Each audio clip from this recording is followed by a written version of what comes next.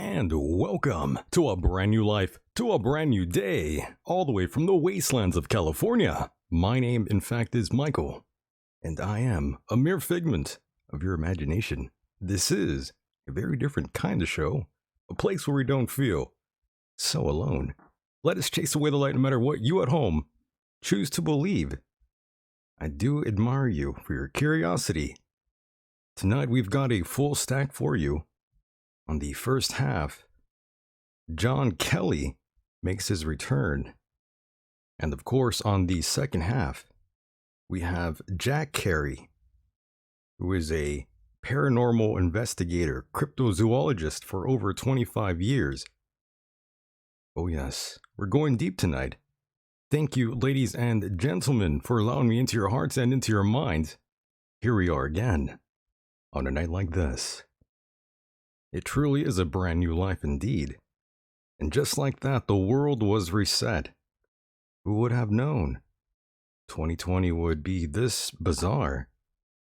Probably the most bizarre year of them all so far. It was a proverbial kick in the head to remind us just how life can change. Just like that.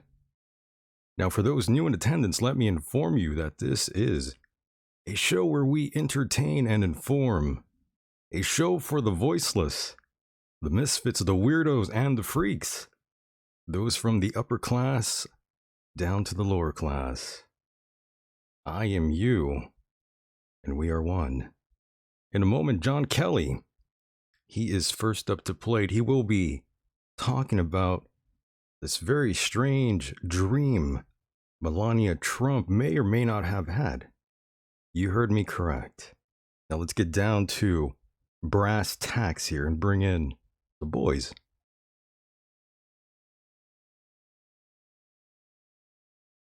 I knew there was something wrong with me.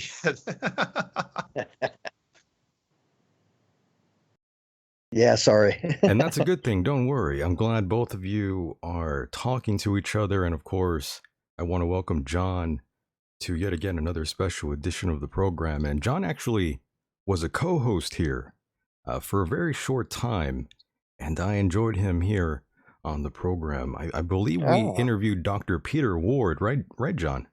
Yeah, I do remember our sitting in with you and how much I enjoyed that show. That was fun, right? I don't think I even talked to you afterwards about Peter and what your thoughts were on that one. I thought that I encapsulated my brief reflections on what was being said, which is that Canada had graduated to getting on message, but in practice, our practices up here were still controversial, and this related to pipelines and pipeline protests that are ongoing. These have been very heavy issues up until this quarantine period. This was one of the heaviest issues in our province and nationally. And how are you holding up out there, being sequestered like the rest of the world?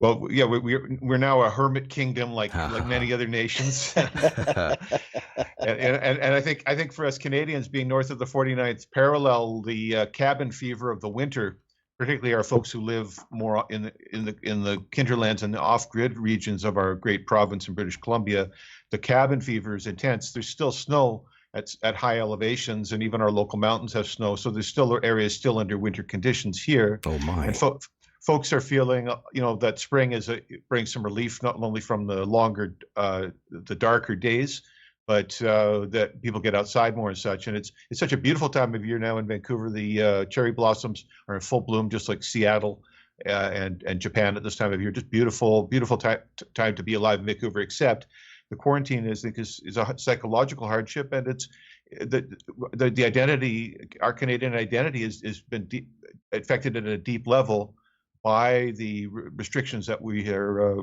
called to live under right now. Right. And John, everything is okay with the family, I hope. Yeah, I mean, everyone's intact. Okay, good.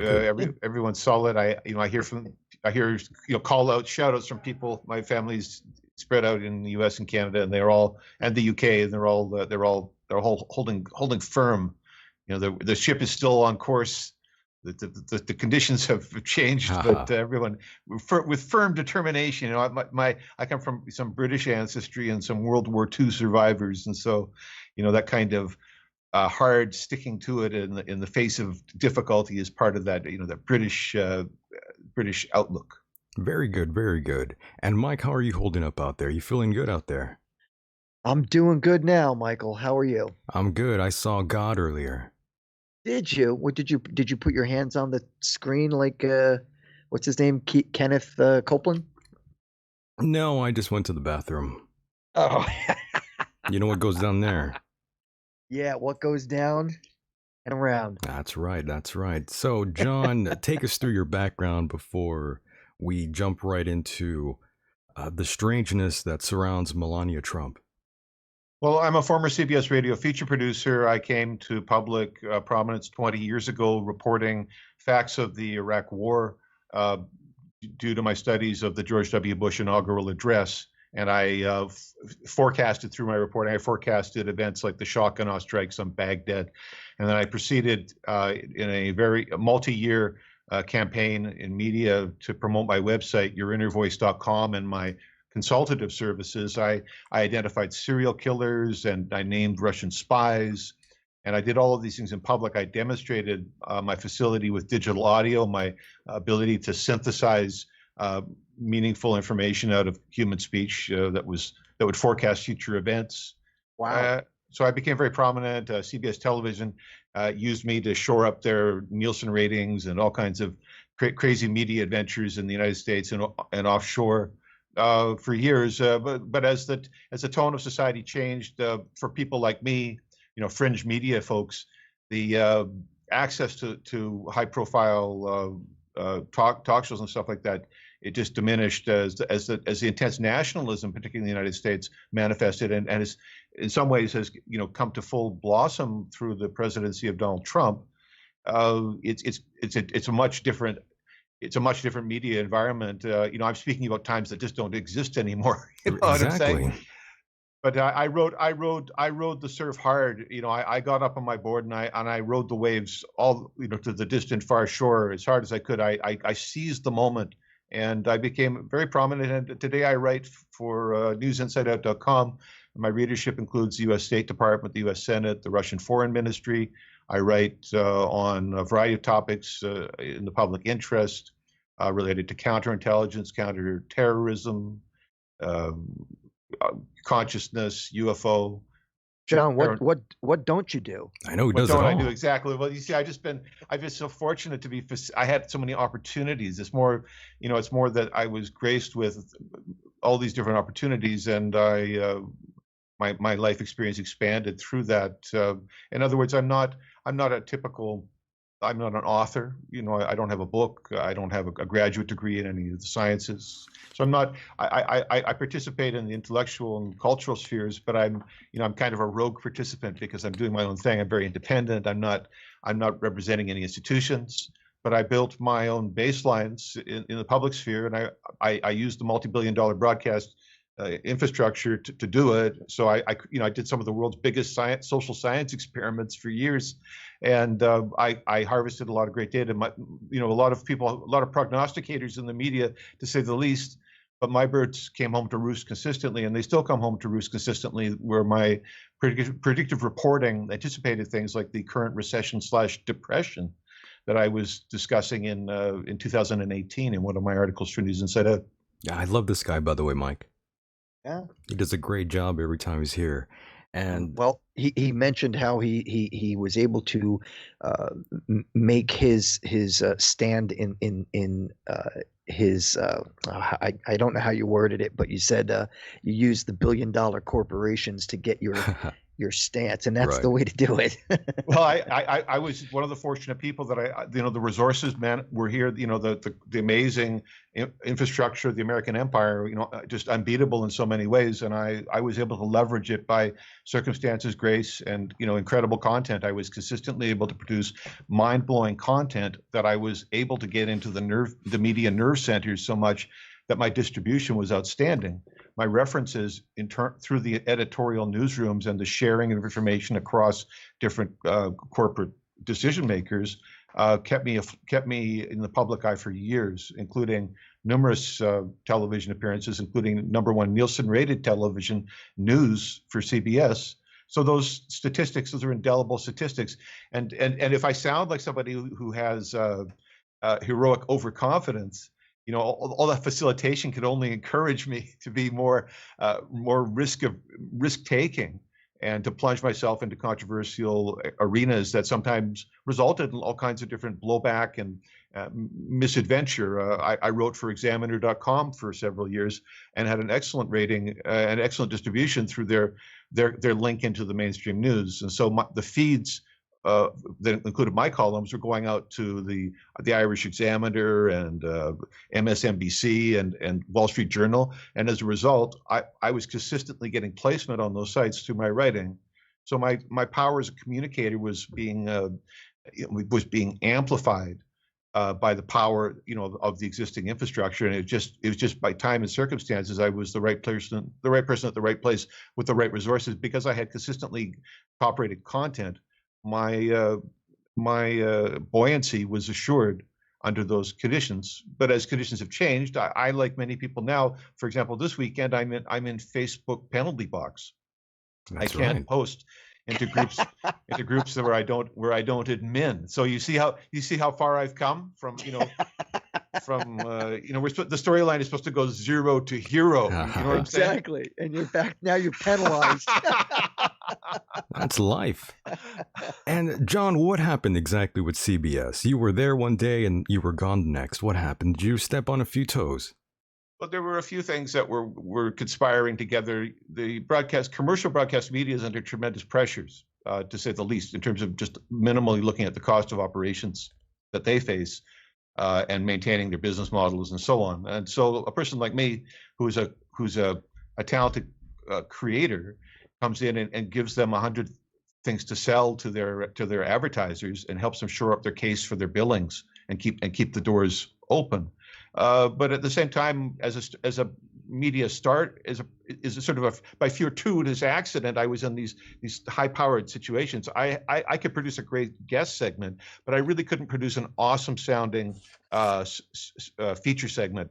That it was the early days of digital distribution.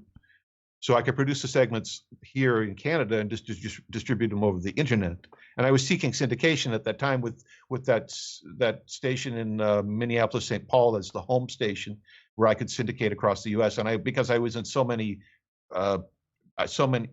stations, I was pitching like crazy. But I didn't have number one is I didn't have the production quality, and number two is that I have a deep bitter medicine perspective on wellness and social wellness, meaning that I really looked for the provocative issues to bring them to the surface, because I felt that the greatest opportunity for growth and development and progress was through doing a lot of heavy lifting issues-wise. So I wasn't tackling a lot of superfluous news. I was tackling stories that would have historic significance, because I recognized that I was burning airtime at a significant rate. It was important to me that I wasn't just covering the peccadillos of some pop singer. I like that. Right. Stories that would be forgotten in 3 months, but rather that my investment and my brand was associated with historic issues, and that I could become a minor footnote in all of these parts of U.S. history. That's a mouthful. I know, right? A long history here. But so as I said, I didn't have the technical proficiency, and I didn't have the team or the funding to assemble a technical proficient team to produce and to really succeed in achieving the syndication that I had the potential to do. My talent had all the potential. There's no doubt. It was so heavily vetted by so many hours on the air. But as I say, I still didn't have. I wasn't running a high profit business model. I operate a clinical service that's available at a very low bar to entry, because I believe that people need a lot of encouragement to do inner work, because it's kind of intimidating for people to deal with their emotions. And so I'm not part of a huge for-profit model trying to capitalize on people's emotional complexes. I'm trying to encourage people to get in in a low-cost model. And so I have that's a very important element of my branding, is that I'm interested in helping people who are marginalized rather than in just being patronizing the 1%. And so again, that with my heroic overconfidence and my appetite for difficult news, it was hard on the station staff to have me running stories about the inner workings of Dick Cheney's mind and stuff like that when he was vice president. It was really hard on them. Oh, they didn't like you then. They were hanging on by the seat of their pants, listening to me go through these stories, right? But this top-rated material, but it was so explosive at the same time, and it was cultural warfare at its most intense. I was in the U.S. playing field on their home field playing their talk radio game, and I was trying to dictate the terms by which it would be played. And sometimes, I ran the ball down to the finish line, but there were lots of times forces conspired to block me or, throw me out of the game. I mean, as I say now, I have such a tenacious grip on it, media access, right? I mean, I'm in the Facebook penalty box this weekend. So it's like I say, it's like that. But in terms of proof of concept, what I did, I scaled the heights of the media empire with apparent, with a very limited resources or resume. I was the person of the hour to do that, and I recognized that, and I pursued it with great vigor. I believed so much in the success of the people who came to my clinical practice that I felt that getting the message to them that they could succeed in working with me was the most important thing, and I just took crazy risks to do it. And John, in the chat room, we have Super V Funcat, who says, I haven't watched mainstream media in years. She followed up with mainstream media is McDonald's of journalism. And I'm curious to ask, what is your thoughts and opinions on today's current journalistic field in America? Fake news. Right. Well, in the empire, there's a lot of hypocrisy, and something is by name is one thing, but by deed is known to the people as another. And so the corruption of mainstream media in the United States was revealed publicly through the Church Committee hearings of the mid-1970s, and the CIA Mockingbird program at that time was revealed to be they had placed people in all the major papers and all the major broadcasters. This is like 1975. And so you translate now that into 21st century terms and top secret America terms.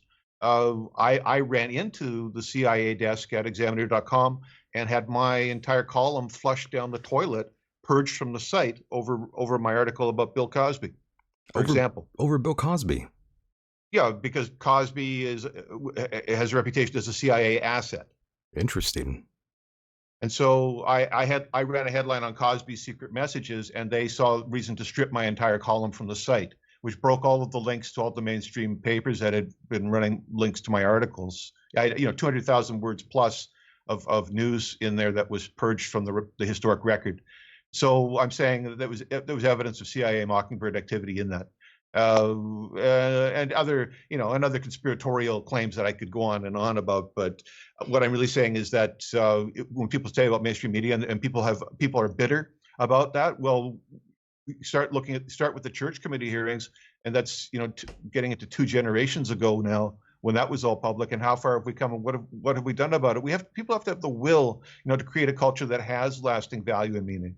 And there are good people in media, but there are also systemic instruments that seek to corrupt the whole effect of the thing, and that you can't keep. I don't think you can keep putting sending good soldiers into minefields, to solve the problem. I don't think that's keep sending fresh graduates in from journalism school into those corporate environments where the distortion is taking place and expect a good result. So we need to review things. In the meantime, good news is that we have alternative media. The internet, and it still hasn't entirely failed yet. The internet still is serving up alternative streams of podcast journalism, video streams, et cetera. It still exists, but it's an intense battlefield for anyone who's actually doing the work. like not just showing up for the vanity part of it, but actually doing work in the public interest, are facing a loss of deplatforming, loss of access to resources. News Inside Out is in a big fight right now, where 50% of our editorial staff is under intense pressure from YouTube due to their discussions about topics like 5G and COVID-19. I mean, so I could say it's right here at my front door. At a professional level, I'm fighting for the next thing. But I can't say enough, though, that without the good people on whose shoulders I stood in the mainstream media, I wouldn't have had any of the career opportunities that I did. So I'm indebted to the good people, the virtuous people who were in those operations and supported me. And I recognize those people. I still think they're great people, but I think those systems have serious problems. But I think that the whole corporate system in capitalism has inherent problems. So so what, right? Right. And John Kelly fighting the good fight, ladies and gentlemen. And of course, John, I have to ask, in terms of mainstream media today, who the hell can we trust now? I mean, who can we trust? Well, it's a losing. I mean, it's a losing battle. I subscribe. Let's put it this way: in terms of how I, as an editor, try to make sense out of it, I subscribe to all the mainstream broadcasters. I'm every day I'm on Fox News and CNN and CBS and MSNBC. I'm looking there because statistically, there's going to be something. There's going to be a breaking story of value that's going to appear from amongst them. I get the AP Newswire every morning, like that. I mean, people are saying, well, this is all the Rockefeller and Rothschild news, but my experience and as a successful navigator for decades of the media market, I will still look to those vendors, but it's simply that I'm not in awe of any of them, because the problems at Fox News are legendary, and we see that the CEOs, the high-level executives in some of the other major media corporations, they've resigned in shame in recent years. They're all very greasy, aren't they? This is a very dire influence on healthy families. If this, in my era, this is what was coming in on your television. We don't want pernicious influences on our families. Media has a responsibility to play a good, healthy, invigorating game. And I support that where it's happening. But these are the days when people like Abby Martin, for example, very outspoken American journalists, are doing their own thing. They're not looking for a big partner to solve their problems. They're finding middle ground. They're finding enough funding. 21st Century Wire is another news vendor that seems to have enough funding to have correspondents overseas. They had correspondents in Syria. They're not a big player, but they found middle ground funding. And I think that this may be what's meaningful today. We can still, great stories can break in the big media, but Huffington Post the last time, and the writer who covered me there, I'd worked with that writer for years and years, and that writer was an important part of my media strategy, helping me to break press releases for years. But the last story that he ran through his editors at Huffington Post, they pilloried me. I like that. Again, I ran into the CIA desk at Huffington, looking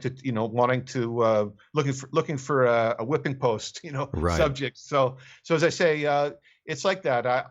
I couldn't have gotten anywhere without the help of someone like that writer. As I say, I'm indebted to people like that. But the characteristics and qualities of everything have changed tremendously, and with the lack of public faith in mainstream media, as expressed by our commenter today, it's already an indicator that the chameleon nature of the capitalist model means that when you commit a bunch of environmental crimes, you change the name of the corporation and everyone forgets, or you create a pharmaceutical disaster, and then you sell the company and change the name, and it's no longer called aspartame, right? Right. So, as I say, these kinds of characteristics are part of the problem. Well said. Yeah, I agree 100% with you on that, John. And of course, I have to bring up this network yet again. I've been watching a lot of RT lately, and I am embarrassed to admit it, but I've been checking out RT, and I've been enjoying them. Should we trust RT at all? Well, again, RT and Sputnik are in my news feeds purposely, as are the UK Independent, Telegraph, etc., because offshore news historically beat U.S. Reporting time-wise. I could get stories day before or 2 days before they appeared in the U.S. press. Now that I think has changed in the last 5 years, where there's more in the moment reporting in the U.S. They're more forwards, but historically the offshore press was very important.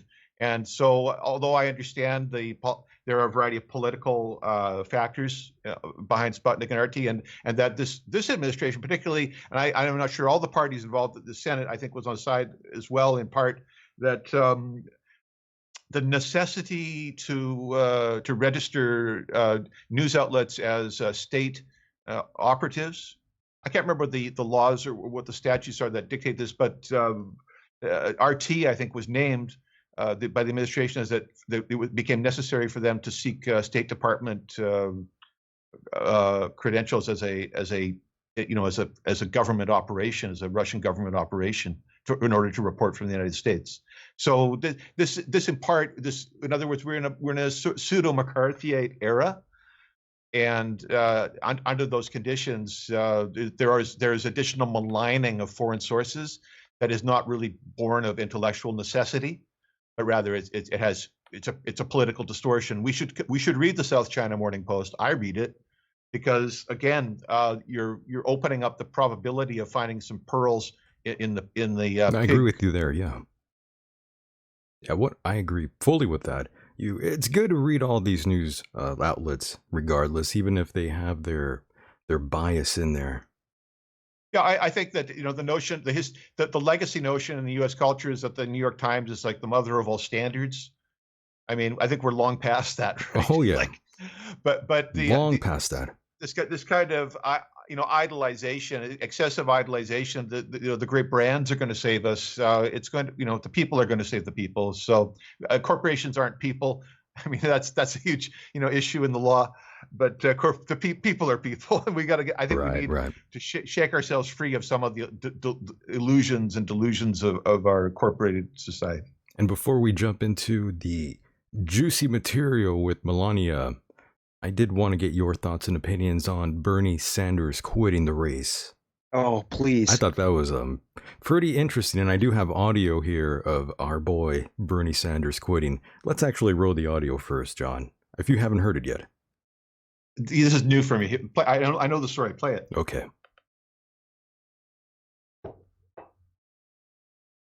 That we are now some 300 delegates behind Vice President Biden, and the path toward victory is virtually impossible. So while we are winning the ideological battle, and while we are winning the support of so many young people and working people throughout the country, I have concluded that this battle for the Democratic nomination will not be successful. And so today, I am announcing the suspension of my campaign. Please know that I do not make this decision lightly.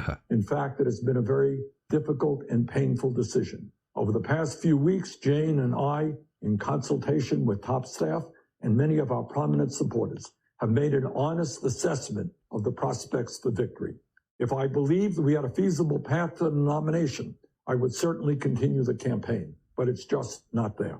I know that there may be some in our movement who disagree with this decision, who would like us to fight on to the last ballot cast at the Democratic Convention. I understand that position. But as I see the crisis gripping the nation, exacerbated by a president unwilling or unable to provide any kind of credible leadership, and the work that needs to be done to protect people in this most desperate hour, I cannot, in good conscience, continue to mount a campaign that cannot win and which would interfere with the important work required. And that was Bernie Sanders. Did he just blame Trump? Is that what he did? This is a very complicated issue, but I will say that I will acknowledge that Bernie's campaign raised $2 million for charity when the coronavirus influenced this whole process. That these people stood up and put money into the fight. And two, his ideological claims, I believe, are true, that Bernie-style answers have become the solutions of the day, at least in terms of the Trump stimulus that's been promised. That's I critically or sarcastically call it Trump socialism. You might. What is everyone so scared about communist Bernie when you're subsidizing all your farms just like Stalin? I mean, so I say rhetorically, there's a lot of problems with people trying to make sense out of what's going on. But I think Bernie's ideas prevailed. Bernie character prevailed. Bernie has a long history as an activist, and you can watch films of him from the 70s or the 60s being arrested at protests. Yeah, but so what second, I want to say is that this guy, that's on my Benjamin Franklin tally sheet. These are all pluses on Bernie's side. On the flip side, he's another Ron Paul who's never going to be president, and it's an ideological fantasy world to invest, huge resources in something that's never going to be. And the bitter pill is that America is not going to get a president like that, and we should stop. We should get off the fantasy train and get on a practical chain that or related to someone who's going to produce a result. Well, I'm glad you said that, because Hold what I on, was Mike. going to say is... Mike, one second. I wanted to play this while Bernie was talking, by the way. It's just a sound drop. I mean, it's nothing major. It's just, it's this music. Goodbye to Bernie. My heart is broken. Forever gone. There he goes, boys. You bit the dust. We will miss you, Bernie.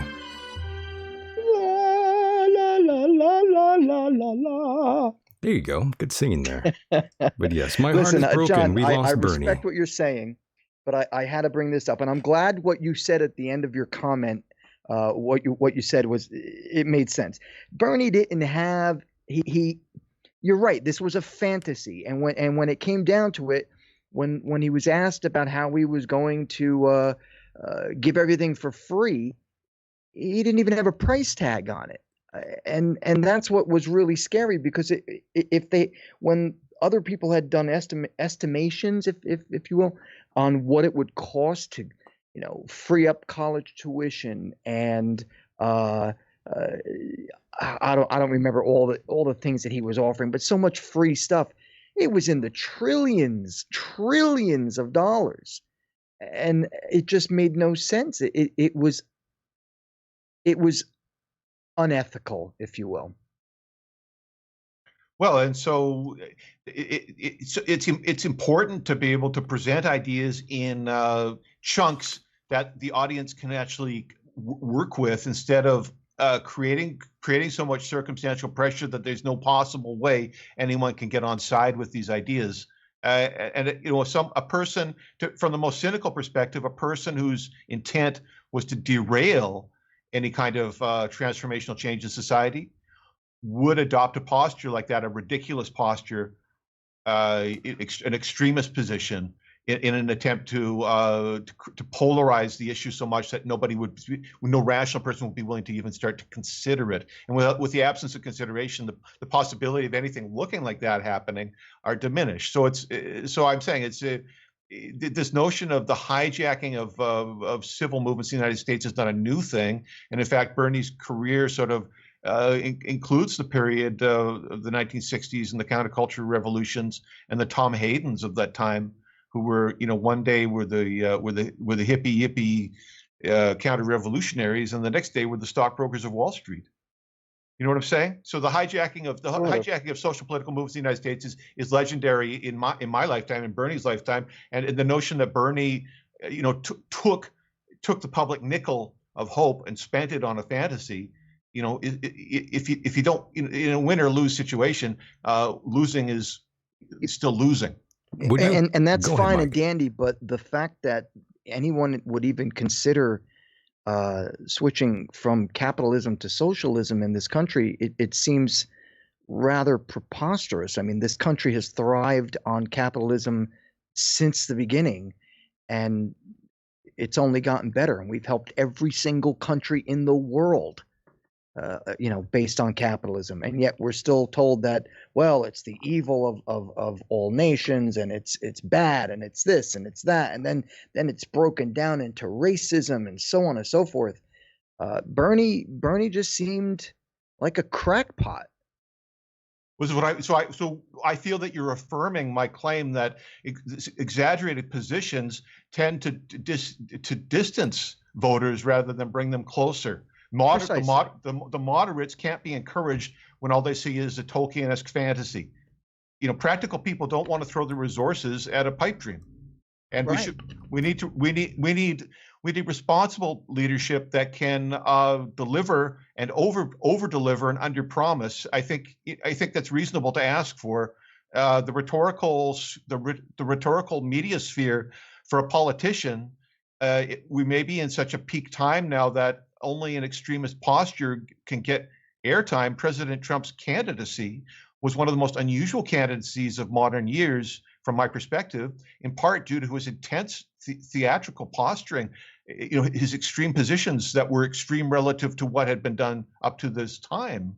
And so that grabbed the public imagination, and any of the socialist Democrats, progressives who's followed, you know, have exhibited similar extremist postures, you know, on the other side of the scale. And so again, I say to you, it's in music, it's called the loudness wars, where folks are afraid that they don't have enough decibels in their masters.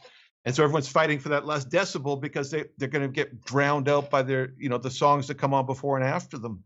And I say it's distorting the opportunity for social justice and for a good, effective political system. It's part of the distortion. It's part of the swamp.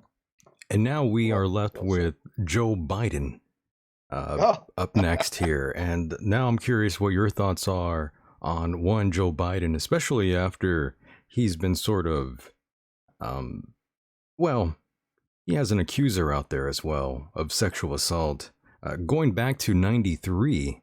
And I'm not sure if you are aware of that or not, John, but I'm curious how this will affect his run in the end. And if anyone even gives a shit, to be honest. I think it's a terrible, it's a terrible aura for positive leadership, to have that kind of baggage and to be dragging it around in public. This is the post Epstein era, this post Me Too era. This is a time when people put their money down on social, moral, and ethical issues. And so I think that's just such a hurting prospect. You know, Joe Biden may have a lot of great qualities. I mean, certainly he lasted long enough in the American political establishment. Like, you know, talk about a long career, right? A career politician. He's been there forever. Yeah. So a lot of people know Joe Biden. You know, a lot of people are willing to get behind him. A lot of big money, obviously, is backing him as well. And maybe he'll do a few good things. President Obama has not been, you know, running out the gate to promote him. I don't think that's a good indicator. Yeah, what's up with that? That's true. Good point. And furthermore, my reading. And this is only from my limited perspective. Let me take some water here. Yeah, go ahead. Drink up. No, you can't drink. No, you're on the clock, man. Let's go. That's how we do it. Well, what I was getting to is that there are these dark horses, like Governor Cuomo in New York is being cited as someone who is looking like Democratic leadership nowadays. And Hillary Clinton, another one lurking in the wings. So will the DNC take down Joe Biden and put a dark horse candidate in his place like that? It remains to be seen. I think Biden has been pilloried in the press for terrible on camera and on microphone performances in the last couple of months. Ooh, it's been bad. I don't, you know, again, this issues of competency. If clownery was one of the you know, awesome parts of American culture that the U.S. wanted to show the world, you know, they could do that. I guess they could put someone up, you know, like someone who seemingly was enfeebled. You could pose that person as a leader just to troll the world. You know what I'm saying? I agree with you on that one. And my God, you know what I'm saying?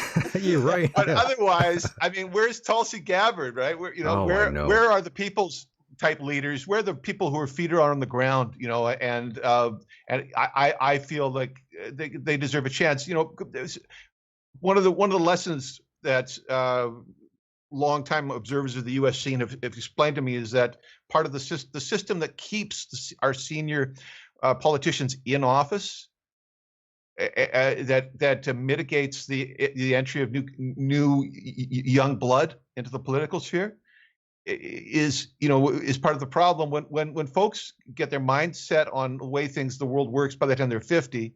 And when they're 80, they're running the country. They're running on 30-year-old perspectives. This is one of the in the culture wars between the young and the old. People want fresh ideas, and the American system is backlogged in a line for that. So, it's a joke having Grandpa Joe up there fumbling his way through his presentations, and that's your winning leader. I guess if you want to troll the world, go for it. But I think there are real leaders in American society, and we're just not seeing enough of it on the stage right now. A lot of people feel that their state governors are giving real leadership under these present conditions. They're looking to the state governors to lead, and I think there's a lot of that sentiment right now. The aura of presidential leadership has evaporated significantly under the pressures of this national emergency. Even though President Trump is televised daily, then the current opinion pieces say that it's a losing game. Turning the press conferences, the National Emergency Press Conference, daily 2-hour conference into the campaign rally is a failed approach, and it's disenchanting. It's disenchanting the viewership. So I'm saying in response to these questions about Biden, not only do we have a terrible looking candidate to say the least, it just looks terrible, but rather it's that the disenchantment and the disenfranchisement of the public around federal politics right now is severe. People are concerned about mandatory vaccination coming around the corner, right around the for bend. example. Yeah, and that as an instrument of the federal government. So do we want Joe Biden pushing the hydrochloroquine or whatever that crazy that crazy medical scheme of the day is? Hydroxychloroquine, yeah. Yeah, I say these are serious questions. There's a serious disenfranchisement occurring right now under this emergency conditions, where the state governors are being looked to more so than the president of the United States as the people's solution provider. I'll just say that's a trend that's out there.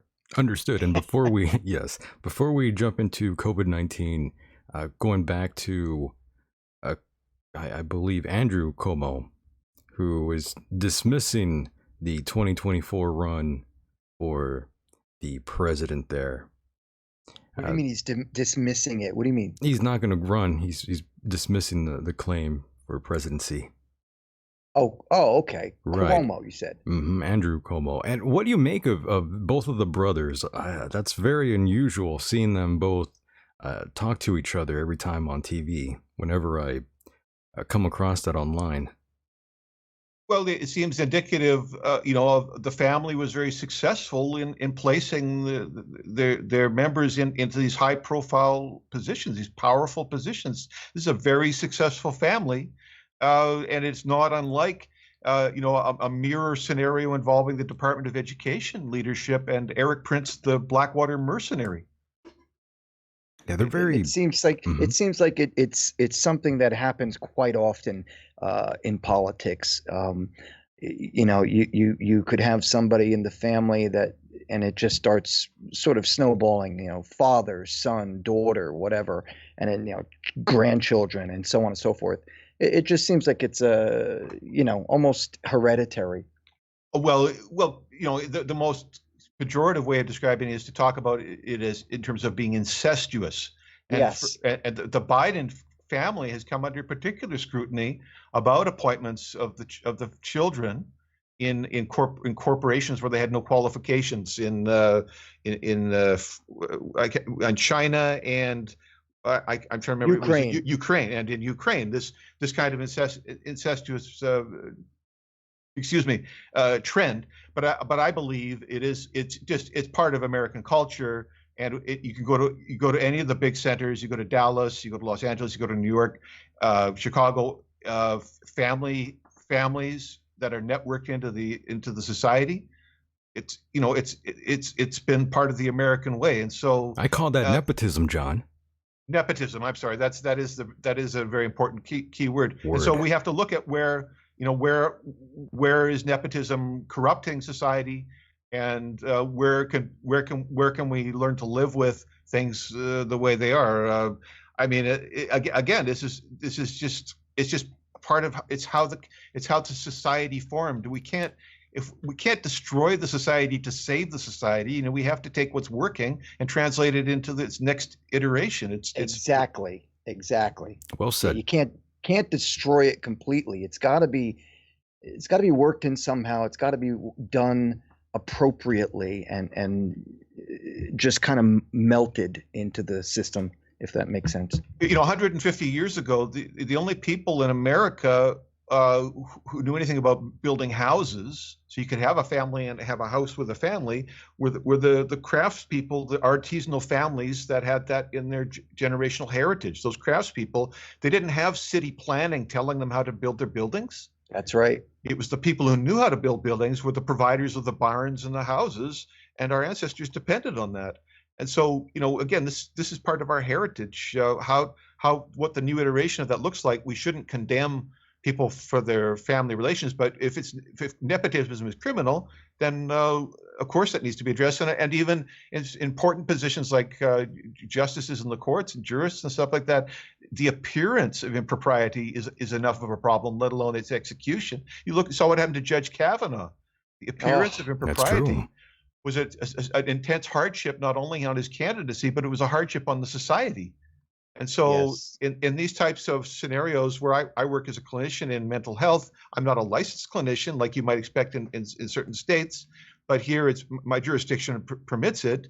But you know, I have to respect you know, the Hippocratic Oath and you know, ethical conduct and professional conduct are all important parts of claim to these titles or practices. All of us need to, you know, we need to have values and live up to them. But John, do you agree that maybe it would be advantageous for our government and our country as well to keep certain limits on all political stances, such as anything from, you know, president to governor to judges, Supreme Court, congressmen? I mean, they should be limited to a certain time in office. This way, you don't get like some of these justices and Supreme Court justices. They're appointed for life. Well, this reflects my point from earlier that my American observer friends say to me. This term limits is called for because you need to get fresh blood with fresh ideas, because the nature of human personality is that we become fixed at a certain age. And then we're running off of 1982 visions in 2020. I mean, that's well said. That we can do better, and I'm calling for us. Let's do better. You know, let's do better. We have to do better for sure. And your thoughts on President Trump so far, John, as a Canadian man? Well, Here we go. I was a critic of the Trump presidency from day one. At his most powerful, I launched my most vigorous journalistic inquiries into the mind of that president to try to understand what may be coming down the pipe. And I was, you know, I upvoted the Russia investigation, and so I'm one of the disenfranchised Russia investigation, you know, leftovers, right? I saw holdovers, right? Because I have evidence. I found evidence that supported the claims of Russian involvement, excuse me, in the Trump campaign. Oh, come on! Like what? Like Trump to the CIA in January, was it in the first year of his presidency? Trump had railed against the national intelligence agencies during his campaign and the military, and then was invited to CIA headquarters to give a speech. And he stood in front of their wall of heroes and gave a talk. And I decrypted a message from his speech using digital audio tech, and I determined that the president had made a comment regarding the necessity to lie for Russia. My goodness. By the way, I got to be honest with all of you. You know, 2016, I wasn't really on board with the Don at all. But as time has progressed, you know, I've kind of become a mark for Donald Trump in a way. In what way? Well, I mean, I kind of like the man. I might not like all of his ideologies, but I have grown to like the guy on a personal level as well. Would you say that you like him because he was not a politician? Well, yeah, I've always been against politicians since Yeah. the early days, my friend. I've always been anti-government. You know that, Mike. I've always been Absolutely. a punk rocker But at heart. that's why I'm asking, because I wanted to see what you like. If you felt the way I do, which is I was sick and tired of these goddamn politicians. I'm sick of them, left and right. I'm sick of them. So you know, that's why I just had to get out of being in the party that I was in, and I had to vote for somebody who wasn't a politician, and that's why I like him. Yeah, I don't I'm on the same and like boat. you, I don't agree with everything he says. Let's be clear. I don't agree with everything he says, but he's done more for this country and any president since Ronald Reagan who has said, I will do this and I will do that. But you know what? I guess everybody's got a crooked background, but you got to give credit where credit is due. I agree, and I couldn't vote for a Democrat. You know that, Mike. Were you ever Democratic? No, to begin with everything out there and be honest with all of you, I was a registered Green Party member. Green Party. Okay. Correct. Yeah. You bastard. No. I was. I mean, I got to be honest, but now I'm not affiliated with any party. Good. Me neither. Yeah, I've had to list as an independent, but I will not follow as a Republican or a Democrat, especially a Democrat, ever again. Yeah, I'm afraid I can't do that no more. How about yourself there, John? Well, I'm not a party loyalist, but I'm interested in social justice. Well, you know what? As a journalist, that's really what your job should be. You really be objective. You really shouldn't take any sides. Yeah, we got to be objective nowadays. Yeah, as much as possible. But I will say, you know, the president is obviously to everybody, he's in the fight of his life, political fight. Oh, yeah. And the nation is fighting for lives as well. And so this is a very intense time for everybody. There are certainly some very vocal critics. I'm not interested in interfering with whatever potential the president has to lead a successful response to the crisis. And further, I believe that the political tastemakers evaluating this in the background, the people who are dealing with things like electoral colleges and such, are already making their own decisions based on what they see the performance that he's giving, and in terms of what their desired outcomes are for the country. The president has changed course significantly, I would say, on some of the issues he campaigned on. I mean, again, we're now in. I mean, are people going to be marking their Trump stimulus checks return to sender now because it's communism? Yeah, I wonder. Saying? Yes, I wonder if we're going to see that. Well, so I'm saying that there has been a lot of change of course, but I'll say this further, that in terms of the national emergencies, that it may well be that no matter who won that election between Hillary and Trump, my get out the vote poster for that year portrayed both of them as like the wrathful Nepalese god and goddess. In other words, I was saying there was big trouble coming down the pike, no matter who got in, and maybe this is what I was picking up on is that you got the captain in that carrier who got fired, right? I don't think when the ship's in trouble, I don't think firing the captain is what we do. I think you gotta make the systems work, right? Everybody pitching in, everyone shouldering the wheel, and then when the dust clears, when the dust settles, certainly there should be some reckoning of what the heck got us where we are, but we shouldn't be. This is not a time to be sniping. This is a time to be seeking positive solutions and encouraging everyone to be a part of that. So you sensed Big Trouble in Little China, as they say. Good movie. John, what's your opinion on the Clintons? Oh well, I had paused to reflect on this question because, of course, one of the famous tropes surrounding the Clintons is the trail of bodies. Oh yeah. Oh yeah, we were just talking about that yesterday. That lingers around that name, and so I had unfortunately made a comparison with the current death count in the United States with the Clinton trail of bodies, and said, it's like, we've that kind of attribution now could be ascribed to other parties, not just the Clintons, right? But it's a terrible attribution, and there was a lot of perception of unsolved crime. and there are surviving witnesses from the Clinton era, when they were power players, at least in the public eye, who say the same thing. There was an aura of criminality and suffering, and running cocaine in and out of Mena, Arkansas, may not have been the greatest thing for the country at that time. But so as I say, there is so much unmet justice in the U.S. in the American experience. The American experience offers a lot, but one of the trends, the cultural and societal trends, relates to unfulfilled justice. A lot of people in the society waiting for their turn at justice.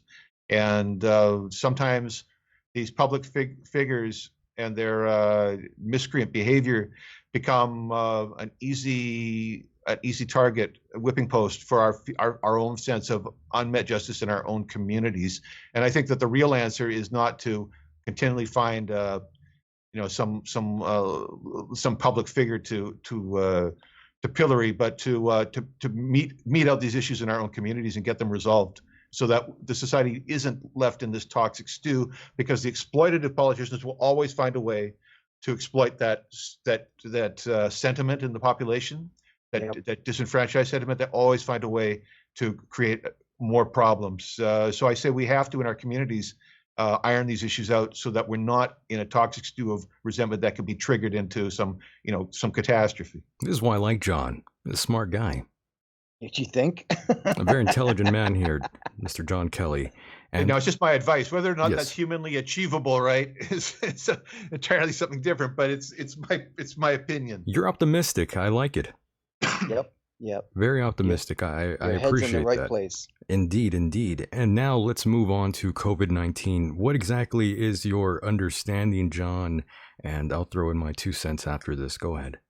I have a very limited understanding of what's going on, and like many people in the last few months, I've been scrambling to try to keep up and make sense of what possibly could have happened here. It is certainly one reasonable perspective to look at it as a biowarfare incident. No doubt. And so from that perspective, I did some forensic testing and studying, looking for origins of the issue, as well as just a reporter's study of the news. And I looked back on studies or reporting in Forbes about scientists resuming efforts to create deadly flu virus from early 2019. I saw a report about Fort Detrick in the United States, which is the premier bioweapons research lab. Oh, yeah. Being shut down over fears that they were leaking materials into the environment. A very serious charge. This is from late 2019. And then furthermore, in, I think, February of this year, a Canadian scientist involved in bioweapons research in Manitoba, Canada, affiliated with American research networks, was found dead in Africa. That I didn't hear. That is a very strange coincidence that a world, it's sort of like Hans Blix dying just before they invade Iraq. Yeah, I thought that guy was still alive. I didn't know he was dead. Well, I'm saying that it would be like that in terms of its oddness for a professional involved at such a high level in these issues at a time when there's a major crisis involving this industry. For them to die is a very strange coincidence. And so I said there are grounds for a cautious investigator to look at the COVID-19 question from that perspective. So I followed up on that. As you may have seen, I have some materials aligned with that question. That question was very popular among conservatives for the past 6 weeks, 2 months, but the course has changed, and apparently now the tendency now is to go back to talk about this situation as an entirely a political invention, hoax to defraud the public from a real opportunity to receive the benefit of the presidency that Trump can offer, and an attempt to undermine the president basically is the rhetoric of the day. That's where the conservative rhetoric is today. We can thank the media for that. I say that. In big picture sight, it's quite possible in my imagination that it's an act of God, a fact of nature that's just happened to descend on America, just like it hit a whole bunch of other countries, and that it didn't matter. Again, it didn't matter who won that election, Trump or Hillary. if Hillary failed to restock the national supplies, and if the states failed to keep their inventories up for PPE and ventilators, if those conditions prevailed under a Hillary presidency, then they would still have the same problem right now. You're right. You're right. It's not. See, we had a guy on yesterday who made a comment that absolutely blew my socks off, and it was that this has become a biological silent war, and China basically started it, and it doesn't matter what political party is in office. This is something that has been started as a result of the pressure we've put on China, and I'm just saying this based on what we spoke about yesterday with this other guest, and he said to us, China was getting a lot of pressure from the United States, as well as the possibility of us negotiating with North Korea, thus opening up some loopholes for North Koreans and the people of China. But anyway, my point is, I was trying to say that there's really not there's nowhere to really blame other than China. China was the one who really let this get out of hand, and if they did it on purpose, that's even more frightening, don't you think? Well, there's multiple players in this, Mike. That's where I have a little bit of bad news. The CCP virus, known as COVID-19, as I like to call it, was already being worked on as early as 2008. And there was one doctor, I think I might even botch his name, Pyong Zhao, and Dr. Shi.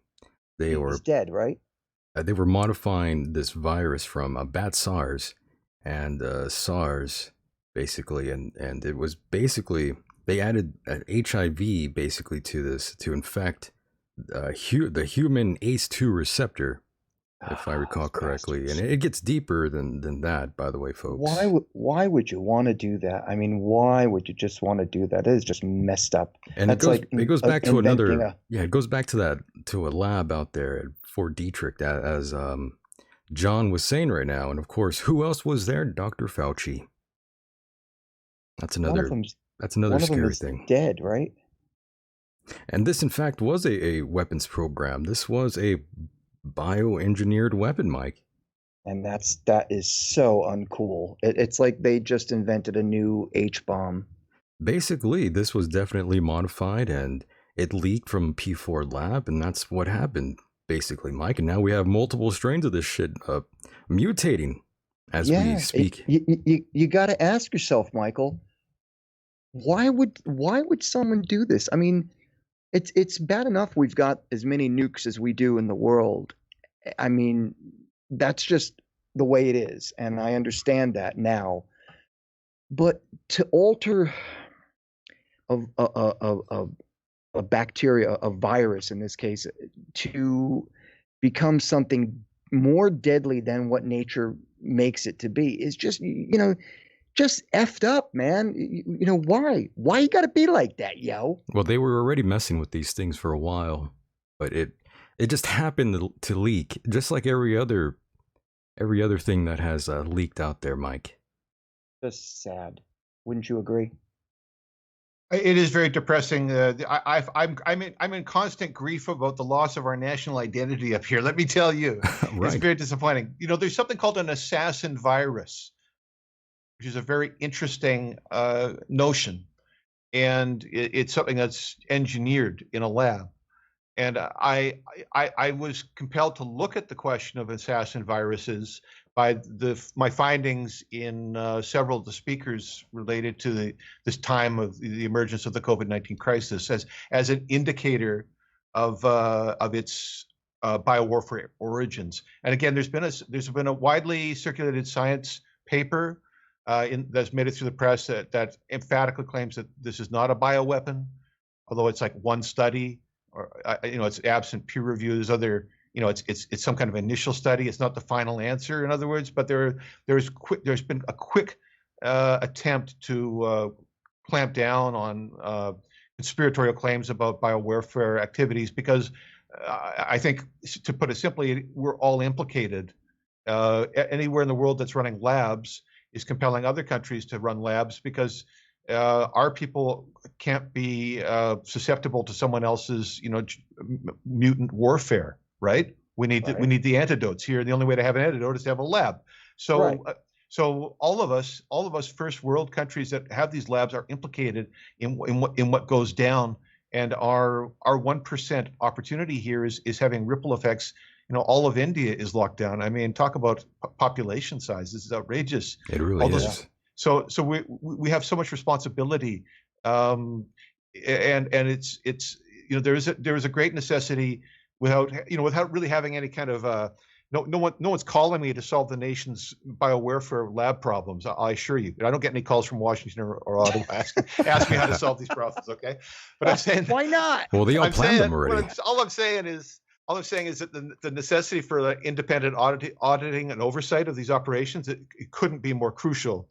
We're running Fukushima style operations. We're running San Onofre style operations in the biowarfare labs. This is about the corruption of science and the corruption of scientific culture, and the need for us to eradicate that for if we want to keep playing with fire, we got to follow some rules. We can't have a Fort Detrick leaking, and we can't have Canadians, getting involved in spy games. If we're committing crimes overseas, creating problems because we have a scientific advantage here. We can't have any of that. And just as we say, we can't have the Chinese and Russians running roughshod over the United States either. Yes, and as I said, 2007, 2008, this was being worked on, and by I have to say 2015-ish, that's when it headed down to Fort Detrick there.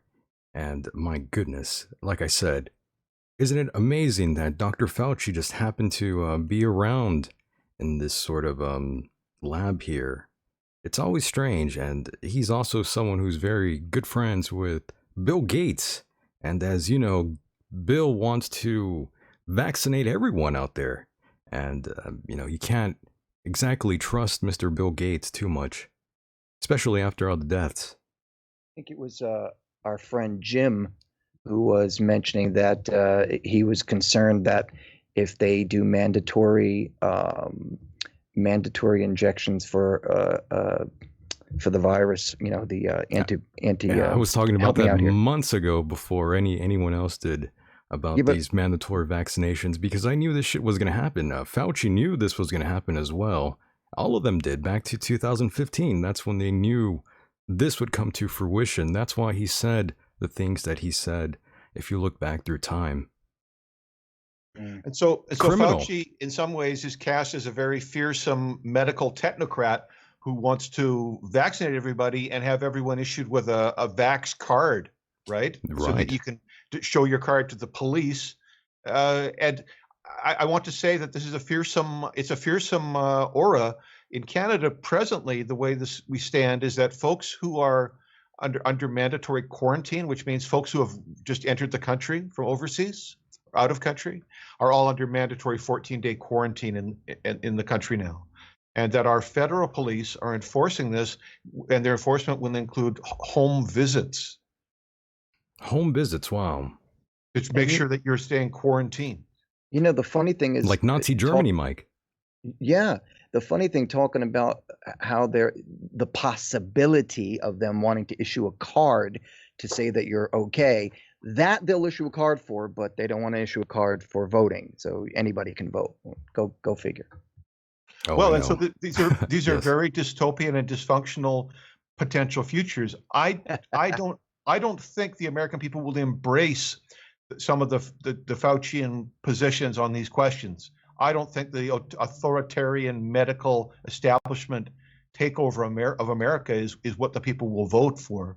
But in terms of what powers the governments can elect to exercise based on their internal say-so, Dr. Fauci's say-so may be good enough to implement policies that people will have no choice but to follow. And it's here in British Columbia, it's this public health and safety team in our government that is de facto calling the shots on our society right now. We didn't vote them in. They are our bureaucrats. And John, now we are at the segment where you talk to us about the article you wrote in regards to Melania Trump and some dream that she had. Well, pandemic dreams are a trend, and it's reported in numerous publications in the United States. Even Chris Cuomo, as early as the beginning of this month, was going on the air talking about having hallucinations about his dead father while he was suffering from the COVID-19 infection. And so this notion that people who are suffering from this illness are having deep, deep psychological processes manifest through their fever. These fever dreams are very intense is a trend on Twitter. The hashtag is called pandemic dreams. And I found reasons to believe that the First Lady Melania Trump had a precognitive vision of America's future involving pandemic conditions, involving the wearing of masks and advocating for people to wear masks. In my preparation for the show and in terms of my overall COVID-19 research, I went back to the Christmas messages from some of the world leaders, including President Trump and the First Lady. And just by circumstances, I jumped to 2018 because I thought I was seeing the 2019 message. And so I jumped to the 2018 version, and I caught wind of this material using digital audio processing, sampling, and resequencing.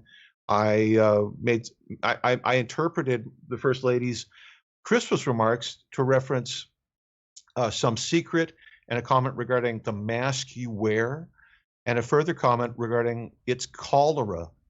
And so I thought, this is so out of place in time. You know, Christmas celebration 2018, why are people thinking about pandemics and medical emergencies? It seems strange.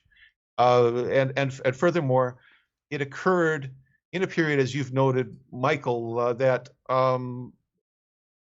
intergovernmental discussions about possible pandemics have been going on for years. Yeah, for years. This has been simulated before. President George W. Bush is said to have been obsessed with a future American pandemic as part of the latter part of his presidency.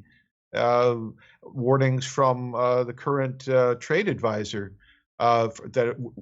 memos that he circulated in the White House in January. In other words, this was one of the hot topics in discussion amongst. And do you know why? Do you know why, John? Because this is something that was inevitable. I'm not saying that this particular virus, the Chinese virus that we're dealing with currently, I'm not saying that this is the one. But at some point in time, there is always going to be a virus that's going to pop up and decimate the population. Again, I'm not saying that this is the one, but it was just a matter of time. It's not if we get one, it's when we get one. And if it's not a pandemic that destroys a lot of a good portion of the people, it's going to be a meteor, one of them. It's just the way it is. Yeah, catastrophe planning is part of good government, and so exactly. People have been talking about this for a long time, and the Department of Defense has a plan for everything, including Santa coming from the North Pole. They've got a plan for everything. So these are not alien topics to strategic thinkers. Nonetheless, I found it's a pause. I found it striking because I didn't find enough noise and chatter in the subsequent months, 12 months leading up to the time where this became a public matter. I didn't find a lot of other indicators. It was the most striking indicator that the First Lady seemed to be alerted to this. It wasn't if she was reading intelligence reports at that time, she may have been aware of the history of pandemics. It may have been something that arose to her, but she was also living in the White House, and the White House is part of American tradition that is reportedly haunted. People see the ghost of President Lincoln in the White House, and not only that, one of the presidents died in the White House. And that it's been the site of seances from the 19th century. Yeah, some weird shit going on out there, John. So it's part of American tradition that there is a haunted element to the White House. And this week, in the news regarding surveys in Antarctica, scientists looking for high energy particles found material emitting from the ice that they attributed to the intersection of a parallel universe with our own. Yeah, I saw that. And I had no idea what to make of that article. What? And so that's what I said. Scientists are pleading parallel universes where time runs backwards. They're pleading this now in making their cases for their various instrumental findings, including high energy particles emitted from the Antarctic ice. And so I say, because of the backwards time attributes of the messages that I detected from the First Lady, that it was reasonable this week in this du jour period to summon the same theory to say that there was evidence of a parallel universe intersecting the Trump White House with a precognitive dream. It's almost as if, this similar cultural notion is that the resident of the White House bears the mantle of the spiritual destiny of America. But in this case, it was the First Lady, the intuitive First Lady. As I wrote in my article, she's noted by one of her biographers as a intuition first type of person. The highly intuitive First Lady received the precognitive pandemic dream, I believe, in the White House. It doesn't make as much sense to me that she alone would be such an evidence source of material where the cluster of people around the administration weren't such easy sources. I'm monitoring political news and news every week. I'm constantly listening. If I'm not publishing, I may not publish very often, but I'm constantly, my archives are full of recordings. As I say, I don't have a real dense cluster of similar sounding messages from other leading figures, especially President Trump, not at all. But Melania Trump emerges in my mind. It's like, she's like George Washington talking to the Virgin Mary, as far as I'm concerned. Pretty wild stuff. Yeah, we'll play some of the audio you brought us, but I just wanted to quickly backtrack really quickly to Event 201. Everyone knows about that simulation as well. Well, another one that most people forget is Crimson Contagion. I'm not quite sure if you're familiar with that, John, but that's another simulation. 201 I've read of. The Crimson one you're discussing is news to me. Yeah, check out Crimson Contagion, John, whenever you can, along with anyone out there at home. All these simulations were going down, and as recent as August 2019, when there were the U.S. government and 12 U.S. states to respond to a severe influenza pandemic, and of course, their origins are from China. Or were from China. So I mean, this is kind of unusual. Surprise. Yeah, right? It's a big surprise. Go ahead, you were going to say? Yeah. I didn't mean Back to interrupt you. Yeah, back to Melania here. We do have audio clips, by the way. And John, should we play that now? Yeah, and so what I provided is just one long link of clips that would start from the top. This is sort of representative of my survey of the auditory landscape, and I'm looking for clues to the origins of COVID-19. So at the very top, if you're interested in running these through, we have enough time? Yeah, we got time. Okay, very good. And so let's go to the 1980 title Virus, which is a Japanese-American production about the end of the world due to the Italian flu. And there's a very interesting citation. This film was brought to my attention by Dr. Cynthia McKinney, who I follow on Facebook. And she was scouring the records to find the early 9/11 like indicators in the media. And so this film Virus came up. And so this is about 1 minute and 8 seconds where they're talking specifically about something they call Operation Phoenix, which of course is a cinematic discussion about the CIA Phoenix assassination program revealed during the Church Committee hearings in 1975. Let's play that 1 minute and 8 seconds.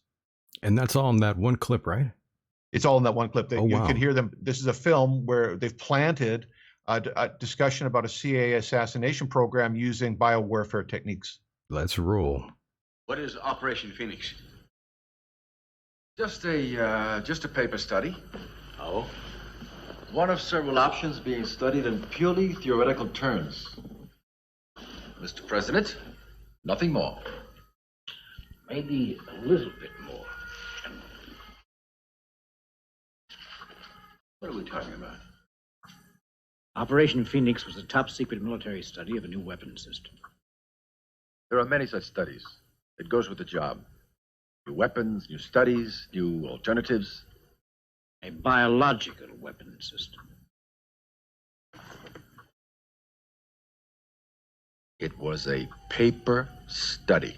It was an active research project involving the genetic manipulation of existing pathogenic viruses. It was theoretical.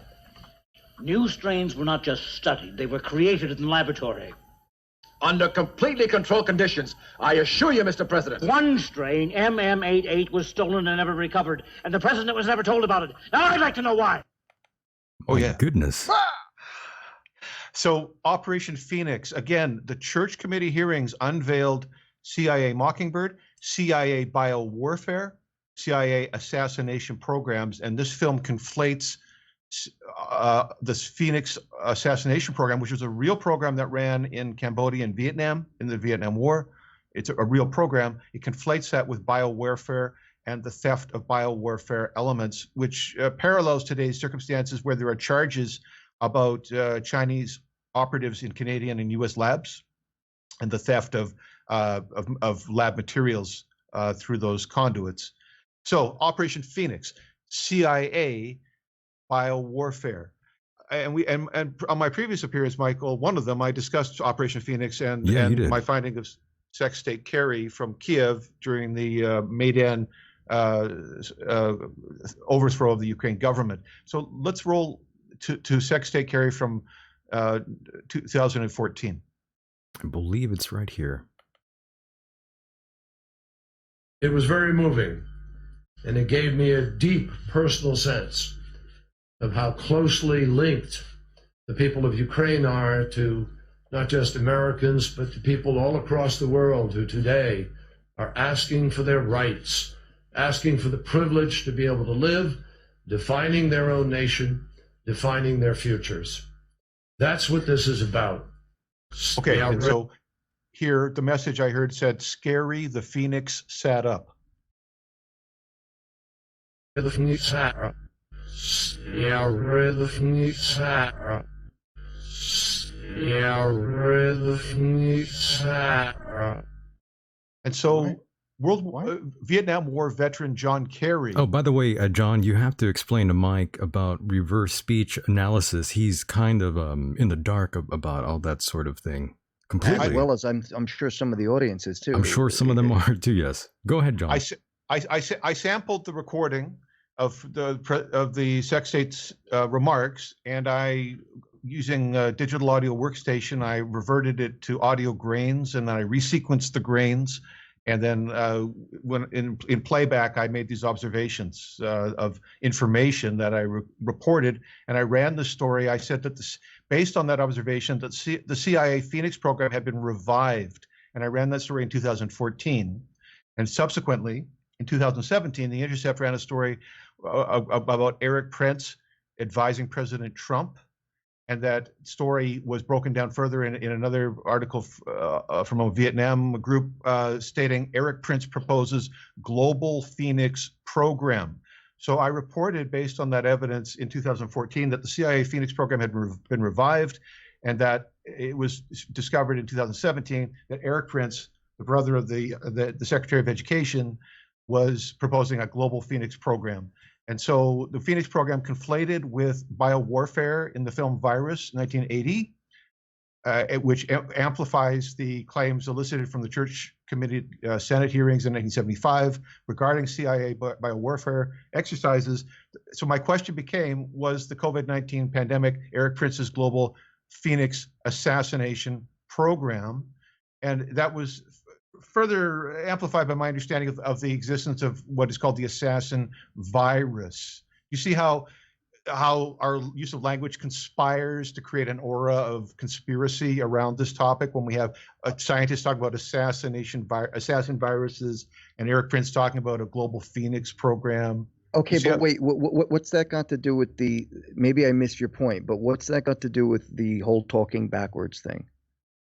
Well, what is the part of the whole talking backwards thing that I wasn't clear about?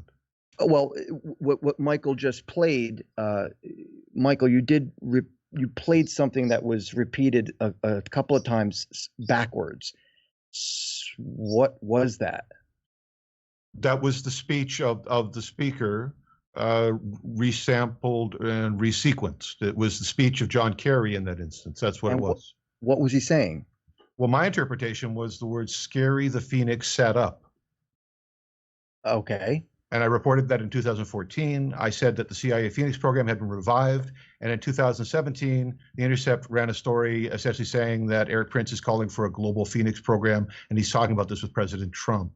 So when I said the CIA Phoenix program had been revived 3 years earlier, that notion was amplified by real world events, and that my history of reporting, the reason why I became a CBS feature producer was because my reporting was predictive in the same way. I anticipated events of the Iraq War. I named serial killers. I named Russian spies using the same procedure. Understandable, but I'm still trying to wrap my head around what listening to something backwards, how it's actually going to be of significance. Don't get me wrong. I'm not criticizing your method here, but what I am trying to say is, how does somebody speak something forward and then subliminally put in some message that's only noticeable by being played backwards? I'm kind of at a loss here. Well, speech is a multidimensional stimulus, and you can take that from the scientists at UC Irvine, whose study was reported in the journal Nature in 1998, in which they found that speech intelligibility didn't suffer from backwards playback. And the conclusion of one of the study authors was that speech is a multidimensional stimulus. There are many different ways that you can interpret a message from it. And so when we use granular speech synthesis to sample and resequence the grains into different orders, which render intelligible speech, we are playing off of the established position within the scientific community, which again emphasizes the speech as a multidimensional stimulus. It's not a one-dimensional stimulus, according to science. It goes deep, Mike. I'll have to say, because I am completely uneducated on this topic, and I got to tell you, I have a real hard time trying to understand what this is. Well, I think that's fantastic, and I think it's important for listeners to note that I can't compel people to understand or agree with my position on these questions. I have no power to do that, and Mike is offering living proof of that right now. I could probably flap my gums for hours, but in terms of my ability to make sense on these issues, there are limits on what I can do too. All I can say is that there's a track record for my reporting, and this is the procedure, and there's no lack of transparency on my part. There's no attempt to obfuscate on my part as to the nature of what's going on. Again, I'm not criticizing your method or theories in any way, but it's just, you'll have to excuse my ignorance on this. I just don't quite get it, and I'm not sure if I'm the only one. Michael, are you educated in this background? I've been hearing about this for a long time, my friend. This goes back many, many moons. Okay, this is something we'll have to address at another time. I think this is an important topic. If there are people such as John who are utilizing this technique to find clues in what people are saying, then I think we should really, we should talk about this. And maybe not now, but at some point we should really. It's fascinating. I'm curious. I really want to know more about it. This is the man to talk to. Okay, they'll have to have him back just for that topic. Well, of course. Thank you for your interest in this, these materials. Definitely. Let's roll the audio. Okay, so I think what we're going to come up to now is on the timeline is President Donald Trump, candidate Trump, giving his immigration speech from the end of August in 2016. Okay, let's roll. Won't be a rally speech per se. Instead, I'm going to deliver a detailed policy address on one of the greatest challenges facing our country today, illegal immigration. I've just landed, having returned from a very important and special meeting with the President of Mexico, a man I like and respect very much, and a man who truly loves his country, Mexico. And so here I reported that I heard him say the words, his Nazi skull. My goodness. Let's hear that. Here's Nazi skull. Here's Nazi skull. His Nazi skull. That's what we're hearing. And so, obviously, not if we take away, the political smearing elements of such a statement. What's important to consider, I believe now, in light of the current death count in the national emergency being 20,000 plus, is that the appearance of a death's head figure under the term of the current president is not so strange. It's this sort of precursor or indicator of tragedy. It may have significance in that light, that there's an unfortunate loss of life that occurred under this administration. Amazing. Well, jumping ahead, again, this is very scattergun. I'm picking lots of different speakers. I'm not just targeting one person in this, but rather I'm trying to find clues. And so Present Secretary of State Mike Pompeo is the former CIA director, and he gave testimony during a Senate confirmation hearing. And so this is from January of 2017. Let's listen to his statement. Here's now. Oh, that's still the Nazi skull. Yeah, this guy. My goodness. All right, You here we have to go. save that for a soundbite. Of course. Here we go. But I think this committee, the American people, demand that if there's publicly available information someone has out there on our public available site, I think we have an obligation to use that information to keep Americans safe. If someone's out there on their Facebook page talking about an attack or plotting an attack against America, I think you would find the director of the CIA and the intelligence community grossly negligent if they didn't pursue that information. And so here, the finding that I heard were the words "shame of my disease." Oh my. And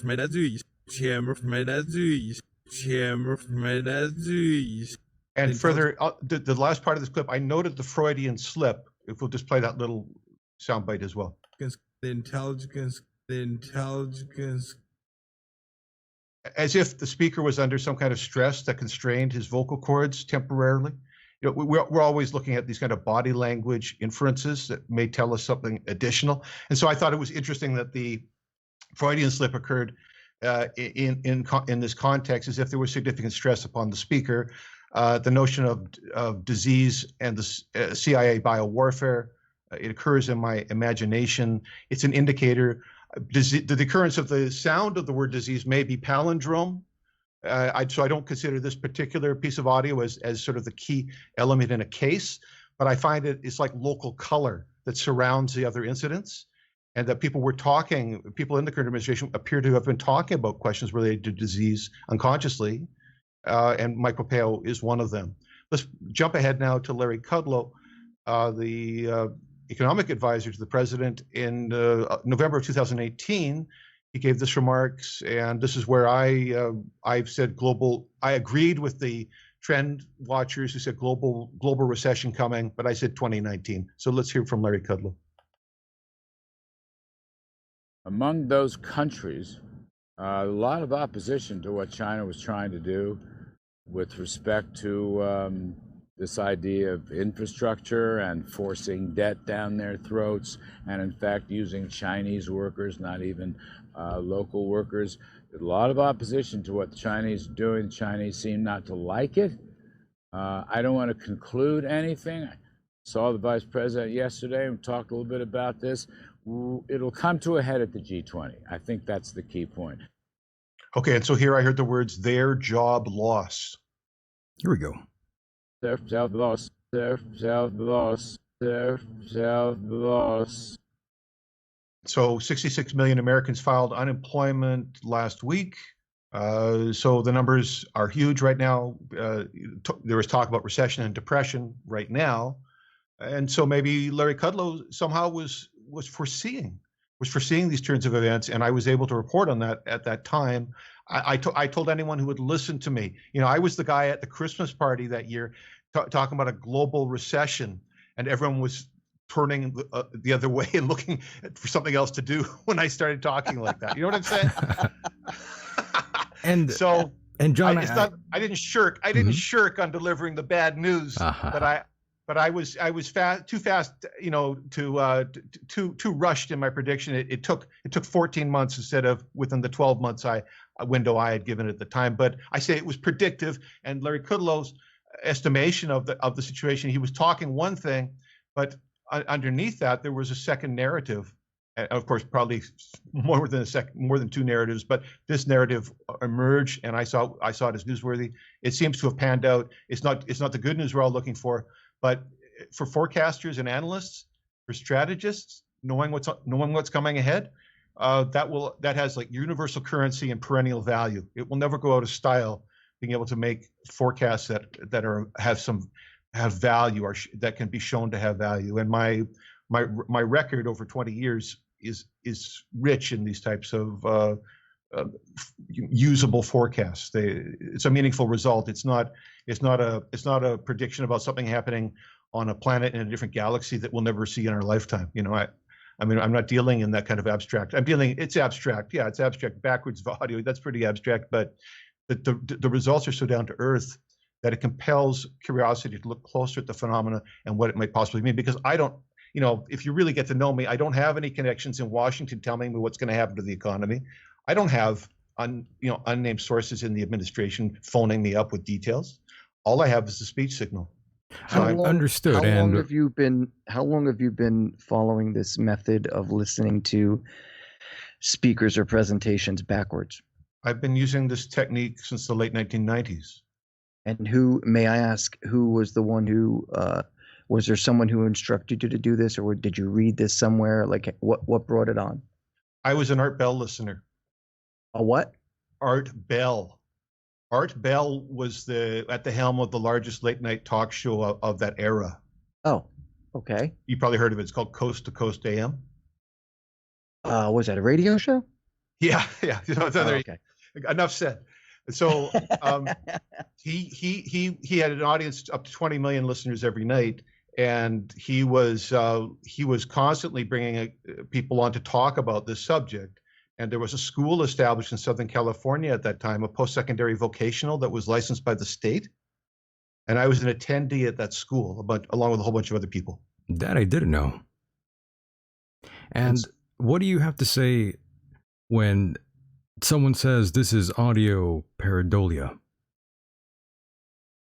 Well, that's a very interesting and abstract question, but I don't think it addresses the factual findings and the public vetting of my claims, because I gave those demonstrations repeatedly in public. There's all this objective third-party valid verification.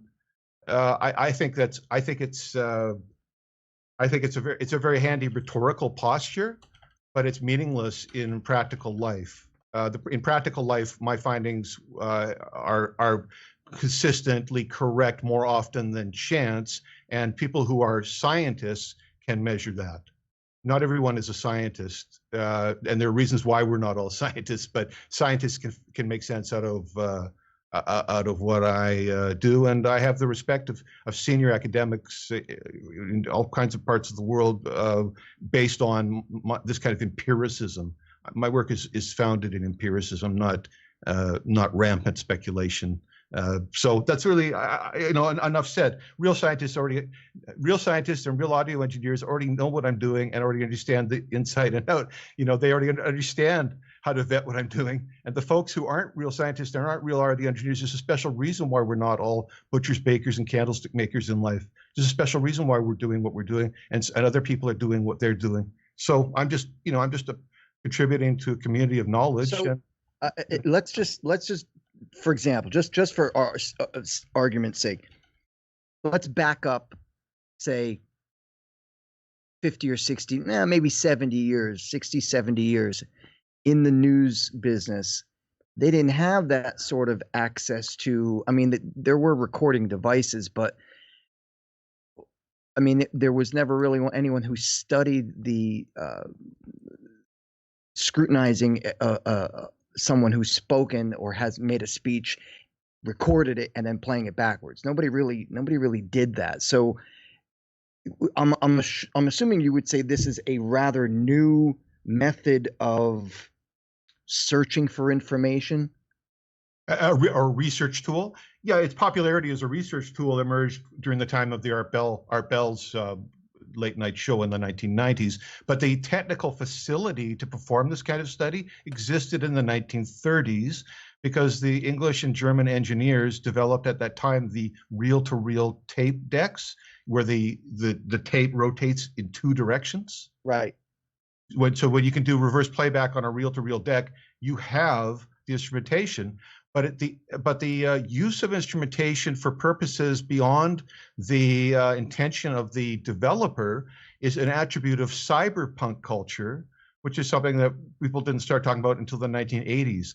The use of existing technologies in novel applications And so the use of existing audio recording technology and granular synthesis methods in speech synthesis is something that just evolved with the passage of time, and with digital widespread availability of inexpensive digital tools, where you had to be the BBC in order to afford the German, 2-inch tape reels and stuff like that, just to afford the equipment that could play the tapes.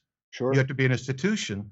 Well, we don't live in that time anymore. The scale of economics of access to technology has shrunk so much that people are buying, synthesizer equipment that used to cost $5,000 for $100 now. So this is the time when it's possible. Digital night vision is so cheap now that everyone can afford it. You have to be a military organization or a police organization to get it before. So it's just, scaling of technology over time has made this more accessible. And so it was just a moment in the culture when the technology existed and there was enough interest amongst the academic people to gather around this as a promising technology and to stand up to get a school started in Southern California. It was just, it was a thing of its time. I'll say, definitely. We still have some audio here.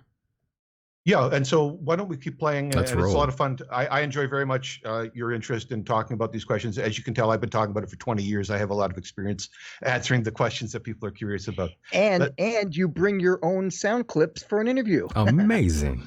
Right. All right, here we go. Well, guys, let's jump right into Melania Yes. Trump's Christmas 2018. I thought this was so curious. I really thought this was the most interesting of my findings. Let's listen to the First Lady and her statements. During the Christmas season, we rejoice in God's many blessings. We come together with family and friends to spread hope, love, compassion, cheer, and goodwill. And we remember the events of one holy night more than 2,000 years ago. And so here there's two messages. The first says some secret, and the second says the mask you wear. Some secret, the math you were. I just found those so out of place in time, and I actually summoned this up, as you say, last weekend, and I was waiting for the photos of the First Lady in her mask to appear, and they did just the other day. So they did. The confluence of timing was just remarkable. The next clip from the First Lady, the message I heard said, "It's cholera." Oh my. This Christmas, we salute the brave men and women who serve our nation overseas. We send our love to the military families whose sacrifice helps keep our nation free. We give thanks to the law enforcement officers who protect our communities. And we pray for a future of peace on earth. It's cholera, I say. Okay.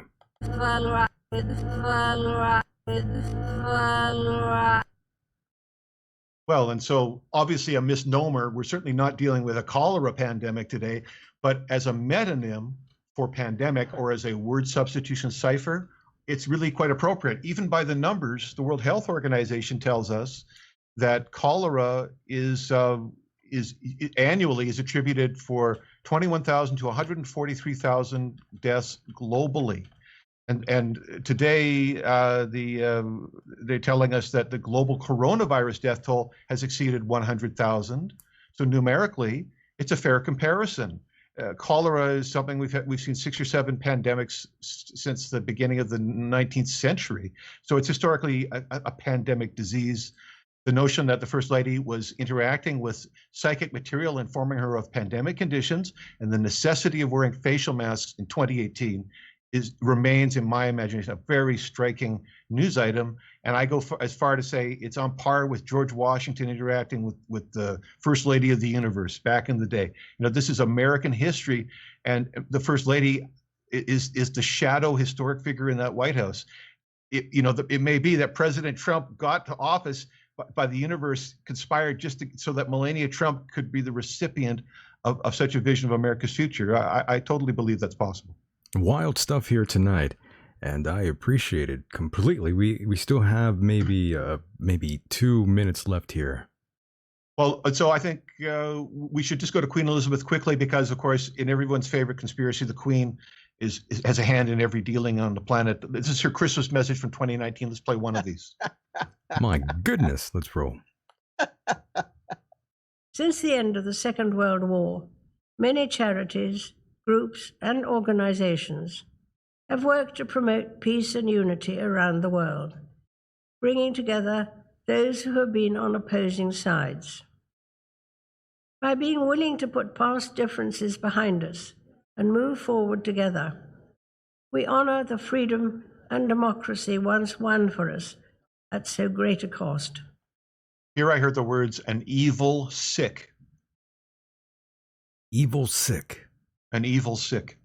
All right. An evil sick. An evil sick. An evil sick. And we won't have time. We won't have time for the next one. But she says, "I'll tap assassin," which goes back to our assassin virus, and it implies that world leaders had indicators of a bioweapons nature to this pandemic, and they had early indicators. This is Christmas 2019. I'm concerned about that. I think better researchers with more resources, more funding, more skills should look at these questions and look further than I have to help us to find answers together. I believe in all of us getting to the other side. I want everyone to make it through these times as best we can. And part of our connection here, our north-south connection, being able to talk with you guys is part of it's part of bringing solutions together. It's great to be with you. My website's yourinnervoice.com. I have a toll-free number 1-888-453-0751. I am a world-renowned clinician. If you're interested in doing self-discovery work in these times of self-isolation, I'm an awesome facilitator. My website has more information about that. Or read about me, my work at newsinsideout.com, my column there, along with my colleague Alfred Lampermont Weber. We're fighting the good fight every day, helping to bring news about subjects of public interest, and some of it very futuristic. Very nice. John, I do apologize that we can't run the rest of the clips here. I had a blast talking to you, as I always do, John. That's why you hung out with me to interview Dr. Peter Ward. Great time with both of you, Michael and Mike, and I thank you both for your thoughtful points and commentary along the way. I had a great time. Thank you, John. We'll bring you back on again, John, and we'll talk about all sorts of further speech analysis that you've done. I look forward to that. All right, brother. Take care out there. Be safe. Take care, John. All the best, guys. All right. Good night. And there he goes, boys and girls. That was the one and only John Kelly, straight out of Canada, boys and girls. Love him. He's a great guest. And Mike, what'd you think of that? I have no idea what to say. Blown away. It's obvious John has definitely got, he really is. He spent a lot of time within his work, number one. But with all due respect, and I'm not putting down John or him as a guest or your friend or anything like that, but I have a real issue with the whole talking backwards thing. And I say that because to me, and now mind you, this is just me, to me, something like this, it reminds me of what I see on the internet a lot of fake stuff. Like there was somebody had doctored a video footage of a child being picked up by an eagle, and the eagle was flying away with it. But it was fake. But it took weeks for people to figure out that, if not months, to figure out that it was fake. So when I hear somebody that's studying backwards vocals or speech or anybody speaking, to me, it just seems like, well, how does a person actually make sense of that? It comes down to this, and I didn't make this comment. People will hear what people want to hear. Of course. So again, no disrespect to John. Same with the mind, Mike. The mind believes what it wants to believe. Absolutely, absolutely. But in this case, before any of this before tape recording was even discovered, this sort of thing was not dwelled upon, and therefore wasn't used in any sort of research or trying to find out details. I don't know. I got a hard time with it. That's why I'm uneducated. I'm the first to admit it. I don't know anything about it, but I have a hard time. Oh, Mike, but you do. You have been involved in music for a long time. So how many times have you heard of parents playing records backwards to hear messages embedded in songs. I used to do it all the time. Well, there you go. So you are familiar with this. You know what? Come on, Mike. You know what's going on here. You know the deal. The satanic backmasking that they call the kids out there, the little kids. Yeah. The kiddies. When I was a kid, the big thing was listening to Stairway to Heaven backwards. Exactly. Right. But nothing new. Yeah. And I understand, musically I can understand using things backwards. They kicked it up a notch. Sometimes I wonder why people sit around listening to things backwards. Some people just do. I guess they do. Who am I to blame or make criticism to? Yeah, of course. I mean, we're all free to believe what we want, and that's what we do here in the program. It's up to the audience to decide what's real, what's bullshit. I mean, it's all on you, not me. Absolutely. Who gives a shit what I tell you? You believe what you want out there. That's right. And again, I want to be perfectly clear. I'm not trying to put down John or his ethics of how he does his thing. He's obviously a very intelligent man, knows his stuff inside and out, and I give him credit for that. I just have a hard time trying to accept this backwards talking thing. I hear you. It's kind of a difficult thing to process, but always interesting and always fascinating, as everyone usually is when they're on the program. No doubt. Amen. And now it's time for a break, Mike. Yes, sir. Oh, yes. I'll put my birds to sleep. Yeah, go ahead. We'll take a few minute break here on the program, and when we return, I believe Jack Cary is patiently waiting for us, Mike. Right on. So I'll see you in 5? Yeah, see you in 5-6 minutes or so. Maybe even longer. We'll see. All right, brother. All right, brother. Take care of the bird. I will. Alrighty. All right, boys and girls, stay tuned. We'll be right back. After this short break, now is the time to go to the fridge, go to the restroom. So much to discuss here. Maybe even the Skinwalker Ranch. We'll get deep into the woo yet again. Don't go anywhere. Stay tuned.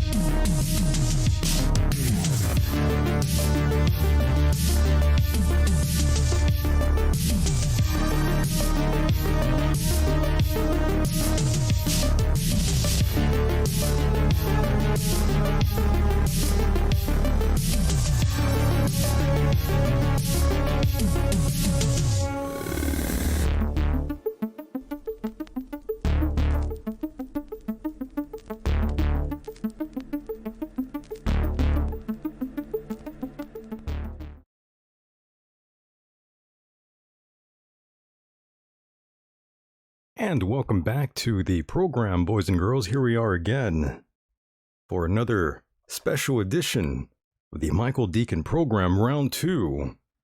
Here we go, and let's bring in Mike, who I think is talking to his parrot as we speak now. Oh, it was my cat. Oh, you're talking to the cat. Yeah. You're being a cat lady, man. Yeah, she wanted to come and lay down while Daddy's does the radio show. My goodness. Well, I'm glad you are alive and well, Mike. Thank you, buddy. All right, my friend. Let's bring in our guest, Mr. Jack Cary. Jack, say hello. Hello. How are you? I'm good, my friend. I'm glad you are here live and direct with all of us. So much to discuss here. And of course, you were listening to the first half of the program. Oh my goodness. What did you make of that? Well, you know, it's interesting that he is just randomly listening to conversations backwards. I in my mind and in my investigation into kind of linguistics, I would say that that's highly improbable. Amazing. Now, there are people out there, for instance, a man named Cliff High, who have invented something called neuro-linguistic pattern speech analysis. That's right. And so what he discovered was that if you apply mathematical numbers to certain words that match an emotion, fear being, you know, the highest emotion, so it gets a number of 10 and on down the line, and that's based on how much emotion can be put out by a human body during those periods. And what he discovered was that if he can apply these algorithms he came up with, and he sends them out in thousands of what are called web bots, and they go around to every single blog, any kind of conversation that's going on, themes. It takes a big snapshot of about 2,000 words around different keywords he's looking at. All that gets fed back into computers, and he gets to see the commonality between the denominator between all of these conversations. And it's amazing that it gives mathematical values and indications on what could occur in the future based on speech patterns right now. Right. And what that sort of proves is that the human species collectively is psychic at some point. And right before we get hit, we flinch. And that flinch comes out in our speech patterns, and it can be detected.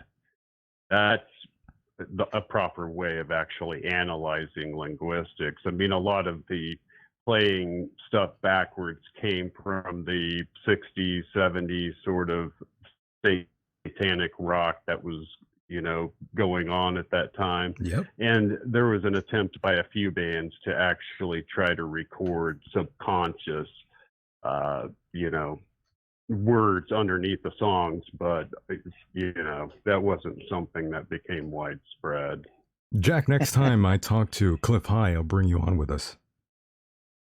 Oh, that'd be great. I love Cliff. And yeah, his he was supposed to be on next week, but he ran into some complications. But I do have his twin booked, Max Egan.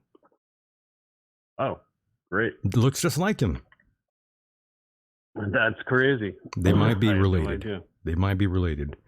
So, Jack, welcome to the program. This is your debut here, and I'm so glad you're here, Jack. Can you tell the listeners just a little bit about yourself?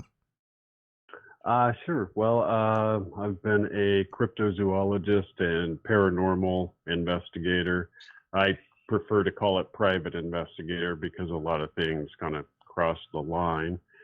And these days, a lot of my work's been featured on through Gaia Productions on a few different programs like Ancient Civilizations, Deep Space, Beyond Belief with George Norrie, Open Minds with Regina Meredith.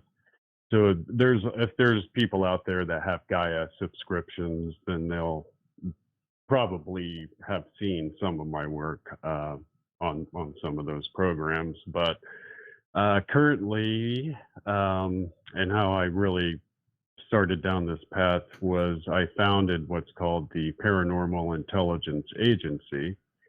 And we have a website. You can look it up. If you just Google my name, Jack Cary, all of my work will pop up with all the interviews and radio interviews and whatnot that explain many of my theories. And spent years in the field being the protege of what many people consider to be the greatest cryptozoologist who ever lived. And his name was J.C. Johnson. Dear friend of mine, considered him family, and a couple of years ago at a decently young age, he passed away from double pneumonia.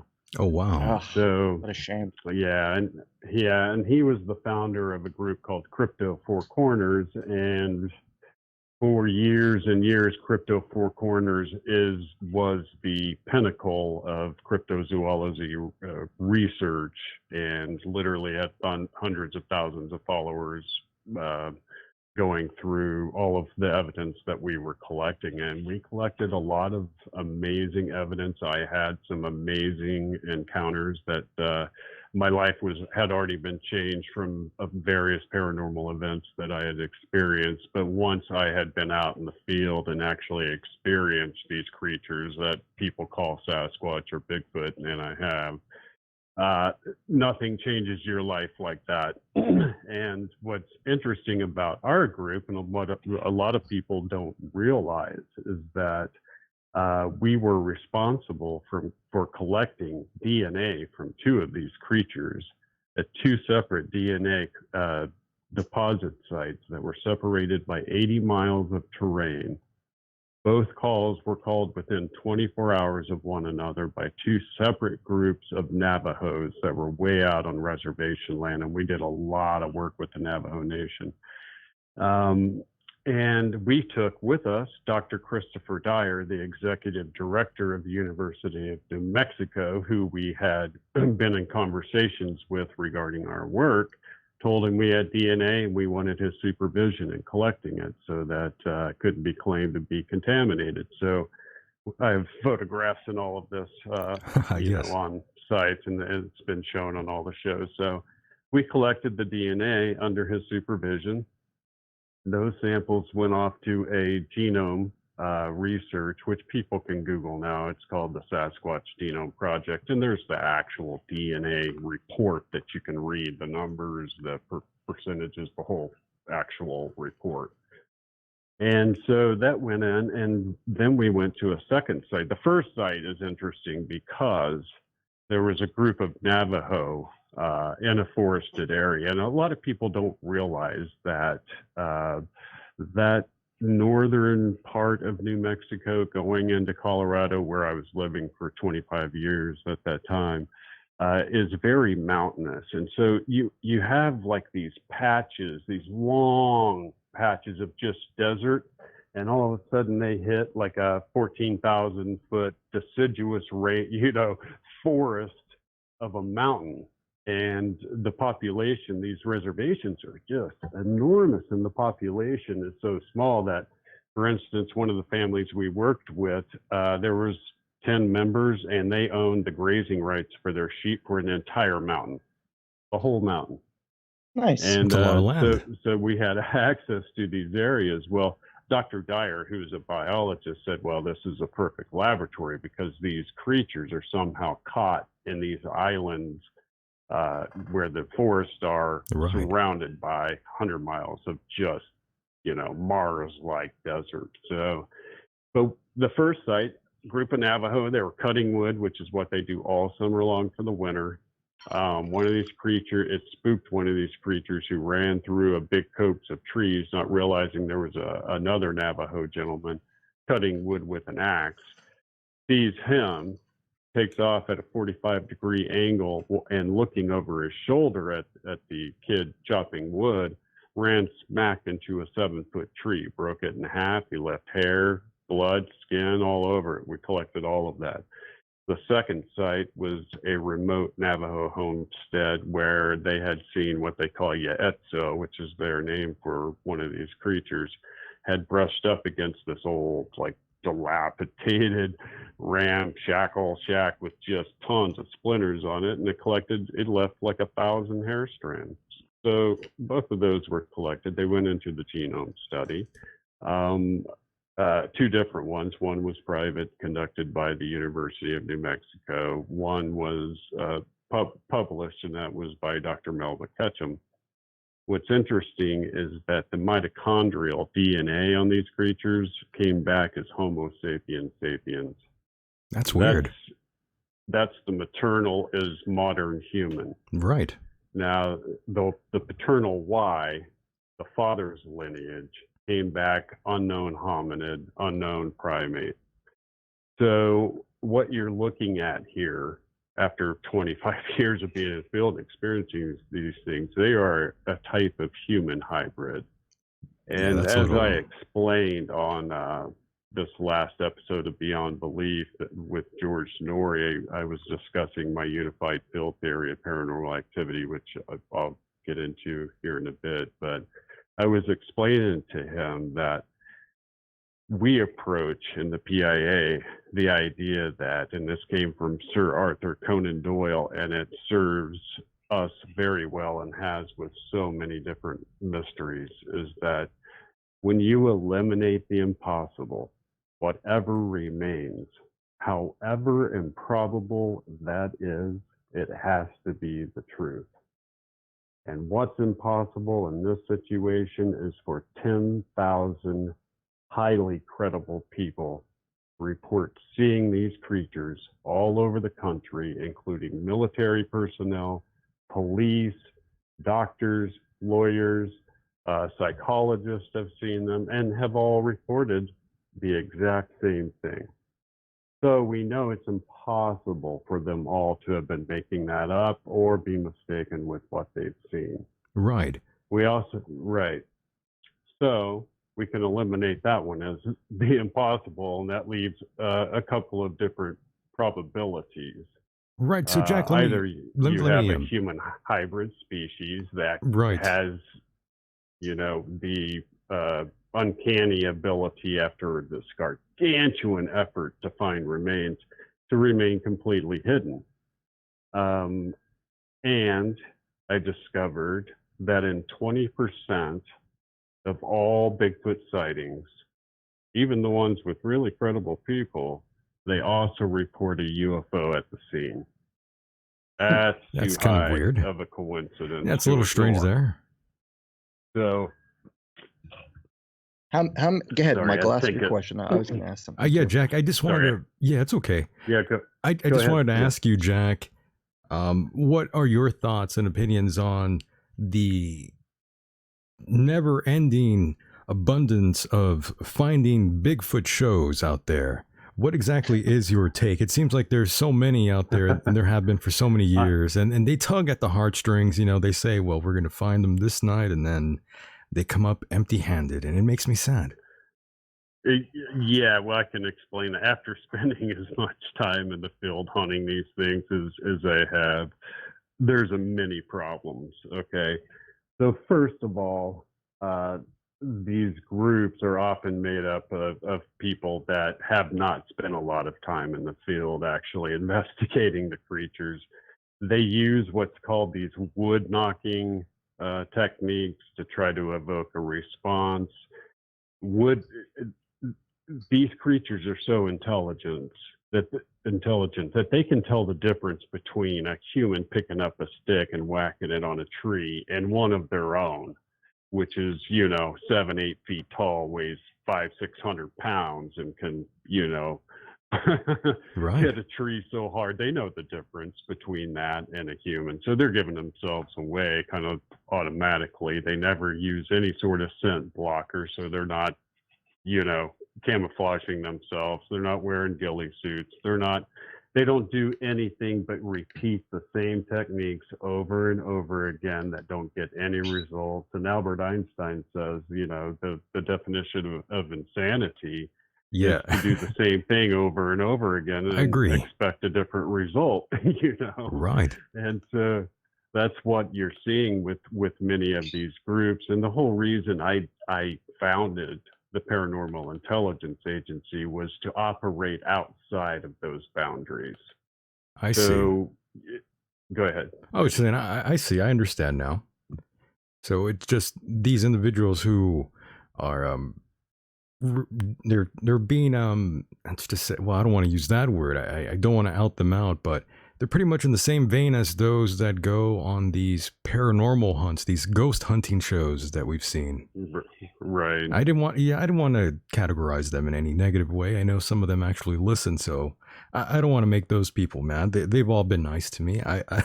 I'll leave it at that. I have a question. Sure. Go ahead, Mike. Okay, so I have a two-part question. First, I want you to know I am very much into paranormal study. However, I need you to know that I'm a very, very skeptical person. So yeah, that's good. I have a two, yeah, I you have a should be, two-part. because there's a lot of misinformation and just false, fake evidence out there. Yeah. Oh yeah, yeah. That's I one of understand the that. So here's my battles question. we constantly fight against is sifting through just massive amounts of false information. Okay, so I'm assuming that you have partaken in these searches for the so-called Sasquatch, yes? Yes. Okay. In your opinion, how many would you say of the so-called Sasquatch animals is there an estimate of? Like, can you say that there's 100, 1,000? What do you think? Absolutely. Yeah, absolutely. I can give you a highly accurate minimum number. And this comes from Dr. Dyer, who has a PhD in biology, and it holds true for most species. So in North America, for you to sustain a viable population that's producing the number of sightings that we're seeing, you would have to have around 5,000 to 6,000 animals. So you're talking about a substantial number of animals, and they're seen in pretty much every state except, Hawaii. Okay, so that being said, why is it after all these years of searching for this animal that we have not even found a dead one or scat or a sleeping den or some kind of proof that can say, look, this is what we're after. This is the evidence. Here's a dead one. Even skeletons. I mean, we've how long have we been searching for Sasquatch? 100 years? 200 years? Yeah, a long time, and that's the whole point of what I was getting to on my interview with George Norrie, and I'll share with you guys just from my experience as a cryptozoologist out in the field. So what you're looking at isn't the fact that these people in their accounts of these creatures is wrong. What's wrong is the basic understanding of people of what these creatures actually are. And so the DNA, that's what we start with, because that is information that people can look up and judge for themselves. So pretty much anything I tell you on interviews, and any interview I do or publish, there is some evidence to support for it. I do very little assumption work. So that DNA exists. Now, the Y paternal DNA, that scared them, and it scared them bad, because when they looked at it, it appeared to be a mishmash of hundreds of different kinds of species fused together in such a way that our chimera work here on Earth in certain laboratories looks like kindergarten, maybe before preschool, compared to what they saw in this DNA. And so what I'm trying to get across is that these creatures, and this has been my own personal experience, and I'll share one other before I get into my main theory here. So in one case, and you can Google the video for this as well on YouTube, we came across, and you have to understand, we're in the middle of nowhere. Nearest town could be 100 miles, and you're not on roads. You're on trails that major 4x4s can barely get through these trails. We're being taken by Navajo trackers, who we always use, they can literally track anything up to an area where someone had come across what they thought were Yaetso prints, Sasquatch prints. We show up there. There is a line 200 yards long of 19-inch long footprints. Now this thing it had about a 6-foot span stride. And about halfway through its movement through a field, that stride took off for another 2-3 feet. So whatever happened, it got spooked right in the middle of that field, and it took off running.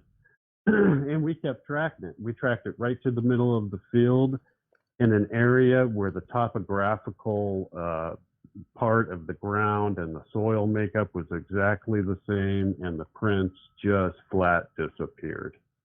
No other sign around, no human prints. They just stopped and disappeared. Very odd. Now that amazed me. And if you look through the literature, a few other people have come across these disappearing track lines. So what you're looking at is DNA that couldn't have been constructed by a human intelligence. You have disappearing track lines, and by the way, plenty of physical evidence being left behind. And in 20% of all of these sightings, you have a UFO also reported. Now, for a paranormal investigator who's been studying UFOs for decades, it did not escape our attention, of course, that the U.S. Navy acknowledged that the recent UFO videos were authentic and that they had no idea what those craft were, right? So that gives us a little credence to the whole UFO theory, as far as that goes. So you put those elements together, the UFOs, the disappearing track lines, the chimera genetic work that takes place, which, by the way, I believe these creatures have the genetic construction to be able to stay hidden this long. And the reason why is because they have a very human-like intelligence, and they do something with their dead. What that is, we're not quite sure, but in 90% of all of the Bigfoot sightings that occur, including, I don't know if you guys know about 411 missing people, but right. There's thousands of missing people in the national park system. All the time. All coincide. They all three coincide together. The cave systems, the sightings, and the missing people all overlap on these maps perfectly.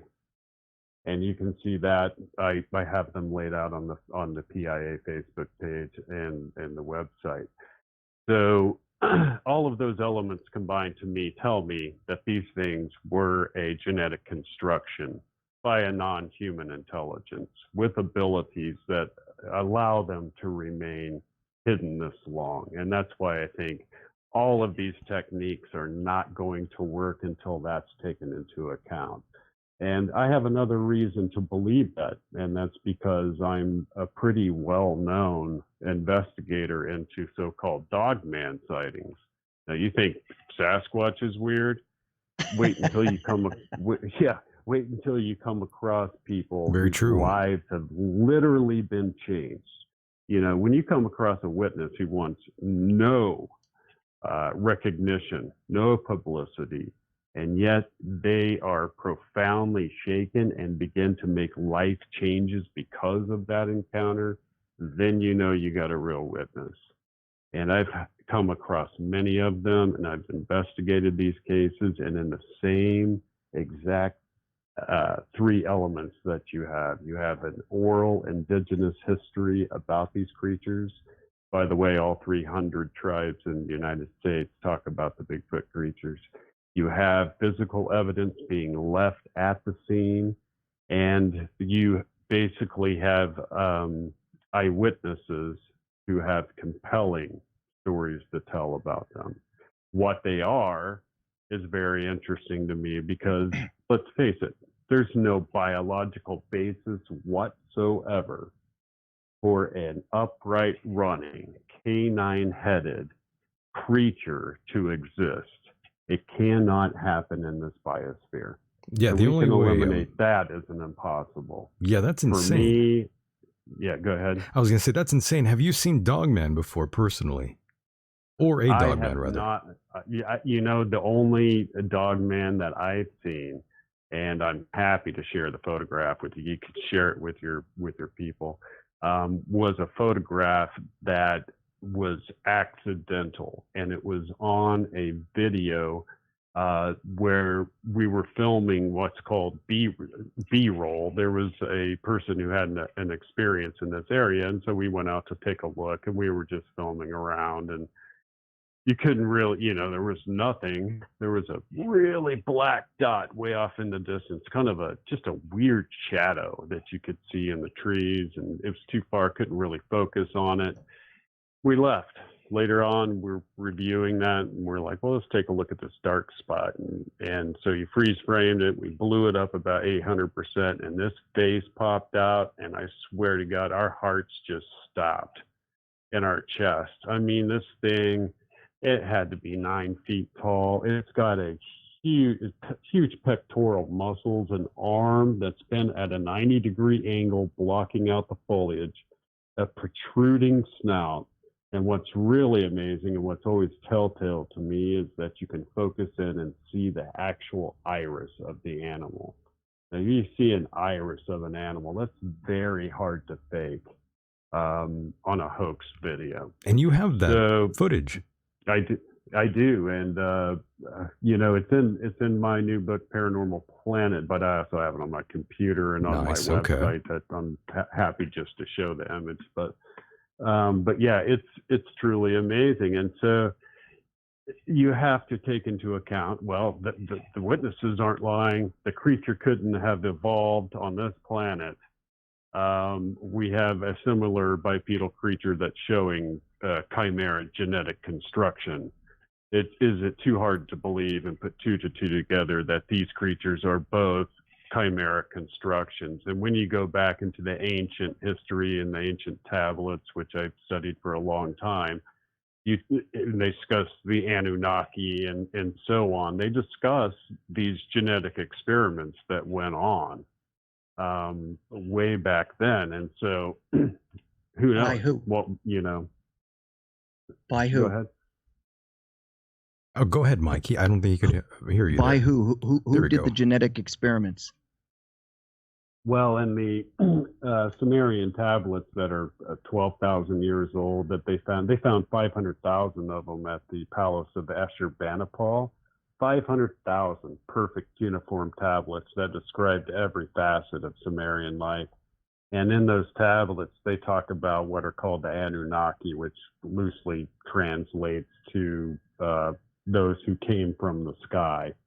And people in my research are well versed in Anunnaki because they're a huge theme.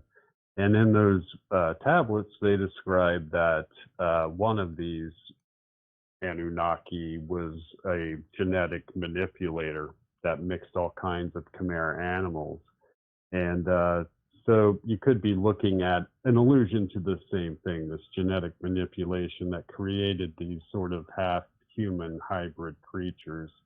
The same goes for other cryptid animals. So there's a whole host of hominid cryptid animals that seem to have a lot of credibility. For instance, the Mothman.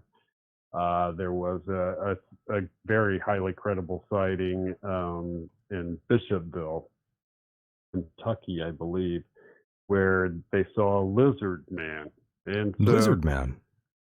My whole idea, been a while since I heard that. In my theory, which is my unified theory, these things are genetic constructions. They're basically, you can think of them as a biological robot of a kind. You know, you're talking about a culture that clones their robots and can be programmed to perform a very specific function. And what better way to have them blend in and, you know, and be able to do whatever their function is. And that's the big mystery. Unseen and unnoticed when they can move faster than you can imagine. I mean, you spook one of these Sasquatches and I swear to God, 10 minutes later, it's 2 miles away. Now we have found scat, and that scat had black bear fur in it. Now, black bears could run 35 miles an hour over uneven terrain. So you're talking about an animal that can run faster than that. Hauling catch ass. a black bear, Right. kill it, and then eat it. Interesting. That's a beast. And so that's what we're sort of left with. We're eliminating the impossible, and what remains, however improbable it seems, tends to, when you plug it into the puzzle, begins to explain a whole lot. And now I gotta. That's sort of. Oh, go ahead. Oh well, I don't want to stop you. Go ahead and finish your thought. I'm sorry. Well, I was just going to say that leads directly into the theory that I published in my new book and that I talk about. So for my lifetime of doing these investigations, I always had a deep suspicion that there was a connection between all paranormal events. And so over time, I began to realize that there were two mechanisms that were causing them, two branches of the same tree, if you will. So you're talking about the unified field of theory, right? Right, the unified field theory of paranormal activity. So number one, and this will take just a slight bit of explaining, is all covered under what I refer to as interaction with a type 3 society. So let's explain what that is. Many people out there probably know who Frank Drake is, the inventor of the radio telescope. Absolutely. He came up with what's called the Drake equation. The Drake equation was able to calculate, in theory, how many advanced civilizations would have evolved in the Milky Way galaxy, and kind of gives you a roundabout idea of how many were out there. Well, another scientist named Enrico Fermi took that same equation and he came up with a zone, and he's famous for making the statement, the absence of aliens on our doorstep is in itself highly significant.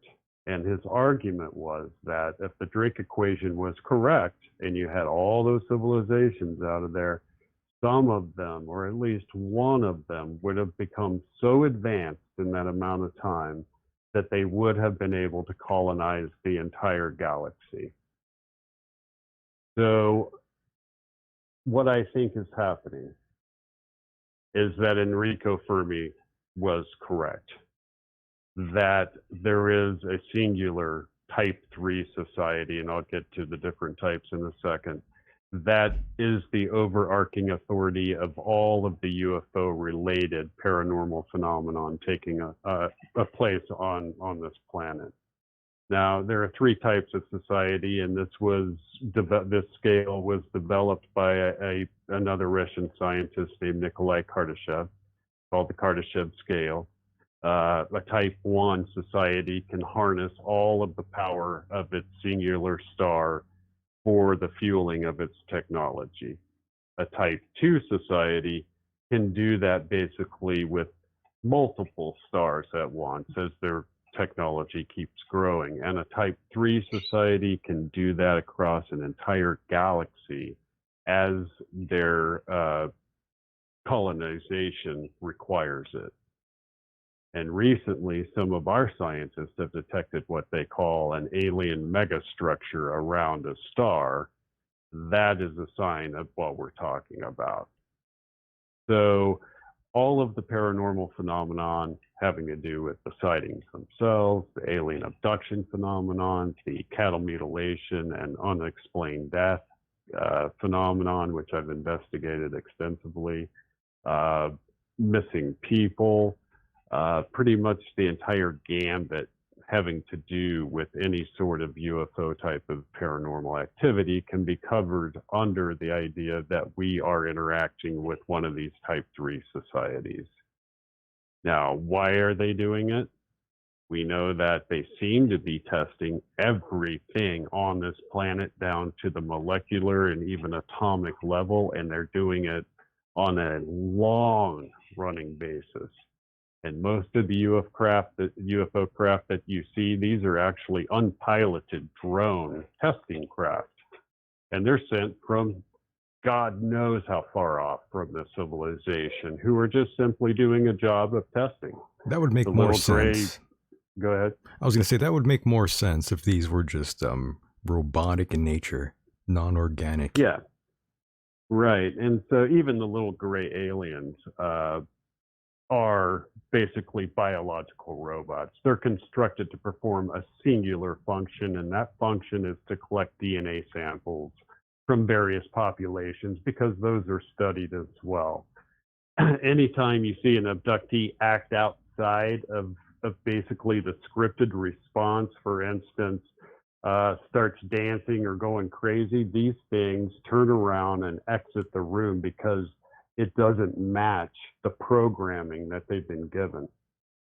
So it's fascinating that they're able to actually clone and program into the genes of these things how to perform a singular function, and they do that for their entire lives, and they're solely happy for doing that, and it goes on and on from there. Yeah. So it's, but so why haven't regular I shouldn't say regular, but why hasn't the scientific community really picked up on this and dive into it deeply or more deeply than some of the small groups of like Sasquatch hunters or Dogman hunters that are out there? If this is really, if there is real evidence to this, why isn't the scientific community picking up on it? Well, a lot of them finally are, like Dr. Jeff Meldrum, who's a highly respected professor of anthropology at Idaho State University, has been deeply involved now with Sasquatch research with a number of different groups, and has signed off on them being a real species. You have Dr. John Bindernagel, who recently passed away, but he also was one of the most renowned anthropologists who also had signed off on the fact that they were real. You have Dr. Anna Nakaris. Most people don't know who she is, but you can watch her videos on YouTube. Now, Dr. Nakaris teaches at, sometimes at Oxford and sometimes at City College in London. And she is the, most successful primatologist on the planet now. She's discovered 8 separate, previously unknown primate species. And she appeared on a Bigfoot documentary with Meldrum and Dr. Bindernagel and a few others. I believe it's called Bigfoot Meets Science. And in that, she claimed that she believes that it could be real because the reason why she discovered all of those different primate species was because she listened to the stories of the indigenous people who told her that they were real. And so she followed them and she found them. And what you have in North America is every single indigenous tribe that either has a name for them or an oral history about them. And that's pretty much universal.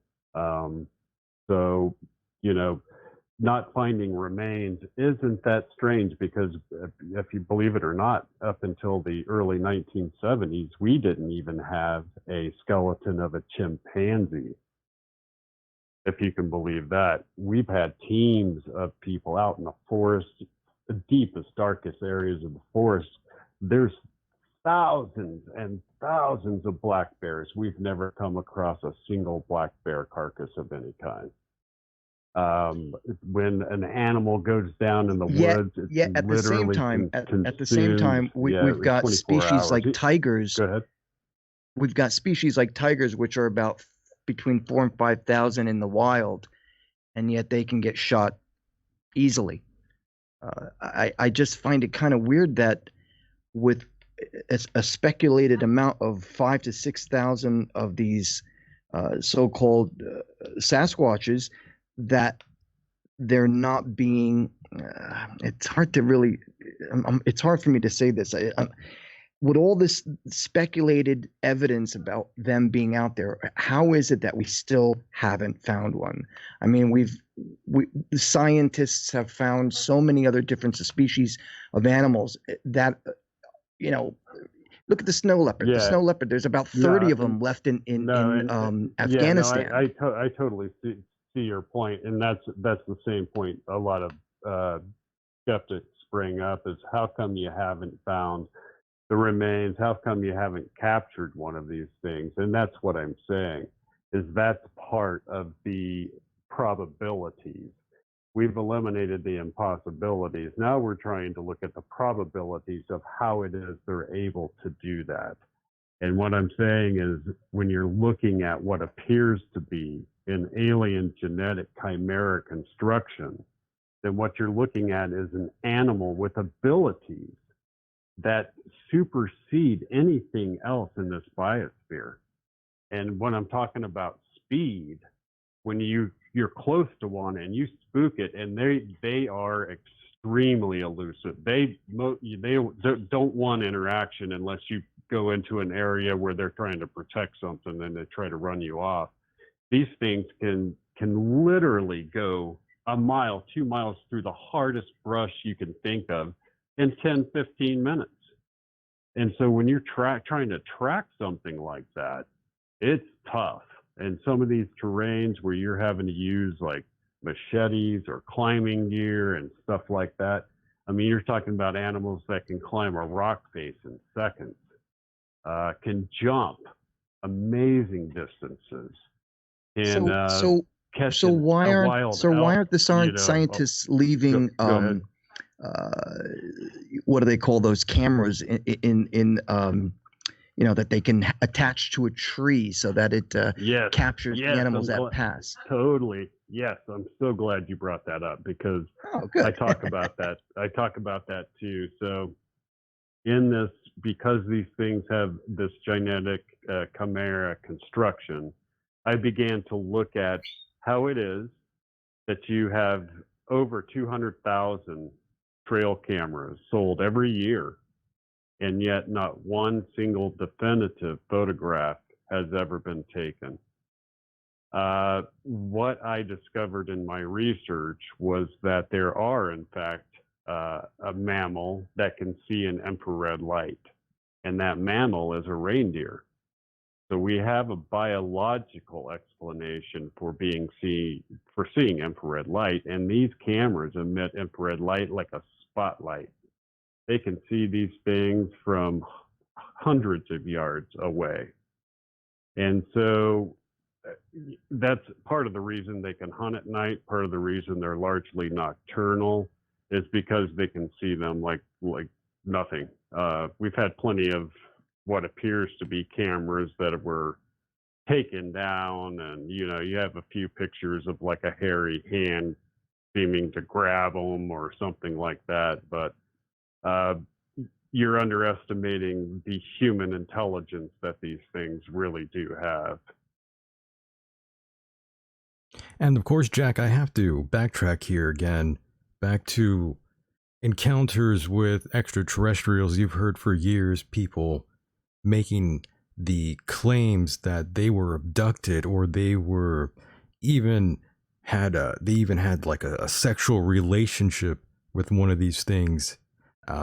For instance, Whitley Strieber, he was probed, and of course you had someone like Pamela Stonebrook, who claims to have had sex with like a reptilian. What exactly is going on with these folks here, Jack, in your opinion? Yeah, I've read many of those abductee accounts, and what I can recommend out of all of that material, because clearly there's a lot of material that's sketchy at best, and right now the most credible research being done in the world on alien abduction, and has been for the last few decades, is a man named Dr. David M. Jacobs out of Tulane University.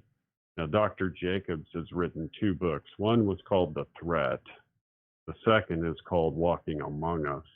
He's been doing alien abduction research for 40 years. He studied under Bud Hopkins, who everybody knows how famous he is in the abduction phenomenon. He knew Johnny Mack, who was the Harvard psychologist who wrote the book Abduction, in which he won the Nobel laureate or something, a huge award for the book that he did, because it was a deep, sober psychological analysis of some of the abductees. Now, Dr. Jacobs, as now, since disclosure seems to be happening, is coming to the forefront after the UFO community has kind of ignored him for a long time. And in his sessions that he's come across, and they're pretty fascinating, because a lot of these abductees are separated by decades of time, huge geographical distances, no known connection to one another, and yet they repeat the same exact details in their accounts. That's, you're working on some low probabilities of them just having made up the same. I was going to say, are they just right? Go ahead. What's that? I was just going to say, are they making this up? Well, what their basic message to him is that in the beginning they were seeing hybrids that shown to these abductees that clearly looked like a mix between these wide almond-eyed creatures and humans. I mean, they could tell it was a hybrid of some kind. And some of them were horrified by it. Some of them were told that it was their children, their offspring from their DNA that was taken, stuff like that. And now they're telling him that these new hybrids look just like us, with one major difference. And that difference is they are neurologically superior, which means that within a certain distance, they're able to control both human emotion and action. And now they're telling them, don't worry, soon we'll all be together. Soon everyone will know their place. Soon everything will be fine. And they're going on to tell him that these abductees are being introduced into our society just normally. And the major problem is that they're having trouble duplicating human behavior. So they're trying, they don't know what a fork is or how to do any of that. That's the major problem they're suffering, according to him. But he's a very sober, serious guy. Very serious researchers like Richard Dolan are now having him onto their shows to discuss what he's discovering, because a lot of us believe that the disclosure by the U.S. Navy of the UFOs, which is the beginning of public disclosure, has to do with the fact of this abduction research. Well, I hope there's disclosure. There's been lots of talk about disclosure for a very long time. And on a side note, I want to thank Robin out there, by the way. Very appreciate the donation there. Love that. But yes, going back to this gentleman here, he's been having some health issues as of late, so I hope everything's okay with him. I'm not sure if you're familiar with that, but I won't go further into detail on his health condition here, but things haven't been all too well for our friend as of late. Which friend is this? Jacobs. David Jacobs. Oh, yes, I know. He's come down not with, good. Dementia. Yeah, just recently. Just recently, which is sad. And I think a lot of it was stress induced. When you listen to him talk about the anguish that he has about the fact that his children aren't going to live in the world that they thought they were going to live in. No one is, Jack. What's that? I said no one's going to live in the world we imagined. I mean, the world has changed overnight again. Right, but he's envisioning a world where they're going to be ruled by these hybrids, and we will, in fact, be second citizens on our own planet. See, this isn't a planetary invasion. When you're advanced enough, you don't do that. It wouldn't even matter. What you do is planetary acquisition, and that's what you're seeing here. It's a planetary acquisition. Go ahead, Mike. Don't you think it has something to do with what they have to offer as well? I mean, how do we know for a fact that they're just willing to come down and say, "Hey, we have the cure for death, we have the cure for herpes, we got the cure for whatever, we're going to make laser guns for you"? And I mean, how do we know for sure what if indeed there is some sort of entity out there or species that's looking to come back to this planet or whatever? I mean, again, I'm looking for proof. Yeah, go ahead. I get where you're going. I think that's the process of what's happening here. The planet is slowly being bred into this Type 3 society, and that you're seeing ever more increasing activity in that direction. And you have to realize a lot of the disclosure that's happening is happening through what's called Project Mockingbird through the CIA. And so they're slowly releasing information in 2 or 3 major mainstream TV shows right now. One having to do with the ATIP program and Tom DeLonge and the To the Stars Academy. Coming into possession with the metamaterial is what they're calling it, which they believe came from Robert Bigelow at Bigelow Aerospace and who owned Skinwalker Ranch. And they believe that this came from an actual alien craft. Now, all of this is just widely available on the internet, and it came from credible news sources. You can read it in Newsweek, Washington Post, New York Times. All of this has been discussed, and yet people just aren't paying attention to it. And so this material that they have, they just recently signed a contract with the United States Army because they couldn't find any laboratories that would allow them to examine it the way it needs to be examined. So now the U.S. Army is giving them access to their laboratories with the contractual obligation that the Army gets to keep any technology derived from it meant for war purposes. So you're looking at where the rubber is hitting the road right now with disclosure. And it is happening, and it's happening right under people's noses slowly, bit by bit. Now, one of these shows has a couple of CIA analysts on it. They're using what's called forget what they call it, asymmetric linking data. It's a program that was designed by the CIA where they can search across so many databases that it makes links for them, like AI type of links. They've mentioned Robert Bigelow's name now 3 times in connection with black budget programs and recovered alien technology. Now, Robert Bigelow, just a couple of years ago, which you can also Google, was on a 60 Minutes interview with a reporter named Lara Logan. I remember that. Yeah. And in the interview, he fully admits that aliens are real. She asked him point blank, And he says, yes, they're real, and they're right here, and they're just under people's noses. Now, you're talking about a guy who was Las Vegas's biggest real estate tycoon, who had a lifelong fascination with UFOs and paranormal. When he made his fortune and Ray Sherman on the Skinwalker Ranch started publicizing his problems, he bought Skinwalker Ranch. Yes, and that's where we're going to lead to right now. I'm glad you mentioned Bigelow. Go ahead. I'm sure you have lots to say about the new TV show. Well, is it new, by the way, from the History Channel? Is this like the first series they got going about this?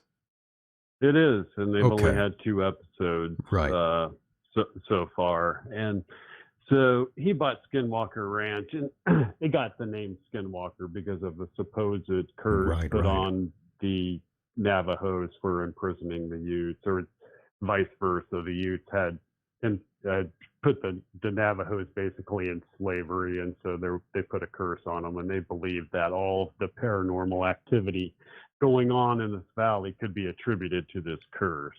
So Skinwalker took on this like larger umbrella sort of meaning for all of the paranormal activity that was going on in this area, which had been documented for hundreds of years. So Bigelow gets the team together. He calls it the National Institute of Discovery Science, NIDS. They're a world-class team of scientists. He was rich enough. He went around the world and said, hey, I want you to come down to this ranch, investigate what's going on, and I'll pay you twice what you're making right now. And they said, okay. So they went sign me down up to the ranch. Go ahead. I was saying, sign me up. Right. So they go down to this ranch, and this is all published in a book called Hunt for the Skinwalker that was published by George Knapp out of, he's a journalist from Las Vegas. Correct. So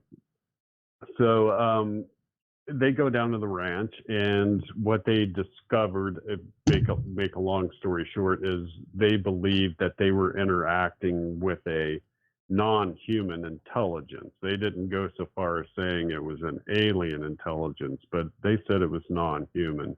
Now, there were a few incidents on there. For instance, there was a security personnel that were camped out on a ridge, staked out on a ridge, overlooking the property with night vision cameras. And one night, they saw what looked like a hole open up in the ground and some sort of dark creature crawl up out of it and walk off into the night. No, that's pretty cool. That's what were pretty they drinking? I know. What were they drinking? Yeah. And there's a lot of other phenomenon like that taking place in the ranch, like blue orbs flying around, cattle mutilations taking place, things like that. And so that fits into my other branch of the unified field theory of paranormal activity, which is interdimensional in nature. Now, in hushed conferences all around the world, physicists are talking about and showing equations that prove that other dimensions exist. They also say, like Michio Kaku, who everybody knows, that if these dimensions exist, then there is what's called an electromagnetic membrane separating those dimensions. Now, I was watching a documentary, completely unrelated to it, a science documentary, and they were explaining something called the Mach effect. And this scientist built what's called a Mach effect thruster. It's also called the Woodward effect. But he discovered that as mass travels through space, there are minute fluctuations in the mass. And those fluctuations can be harnessed as a type of energy, and they can use it for space propulsion. So they're going to use it, for future type of almost 0 point energy type of thing.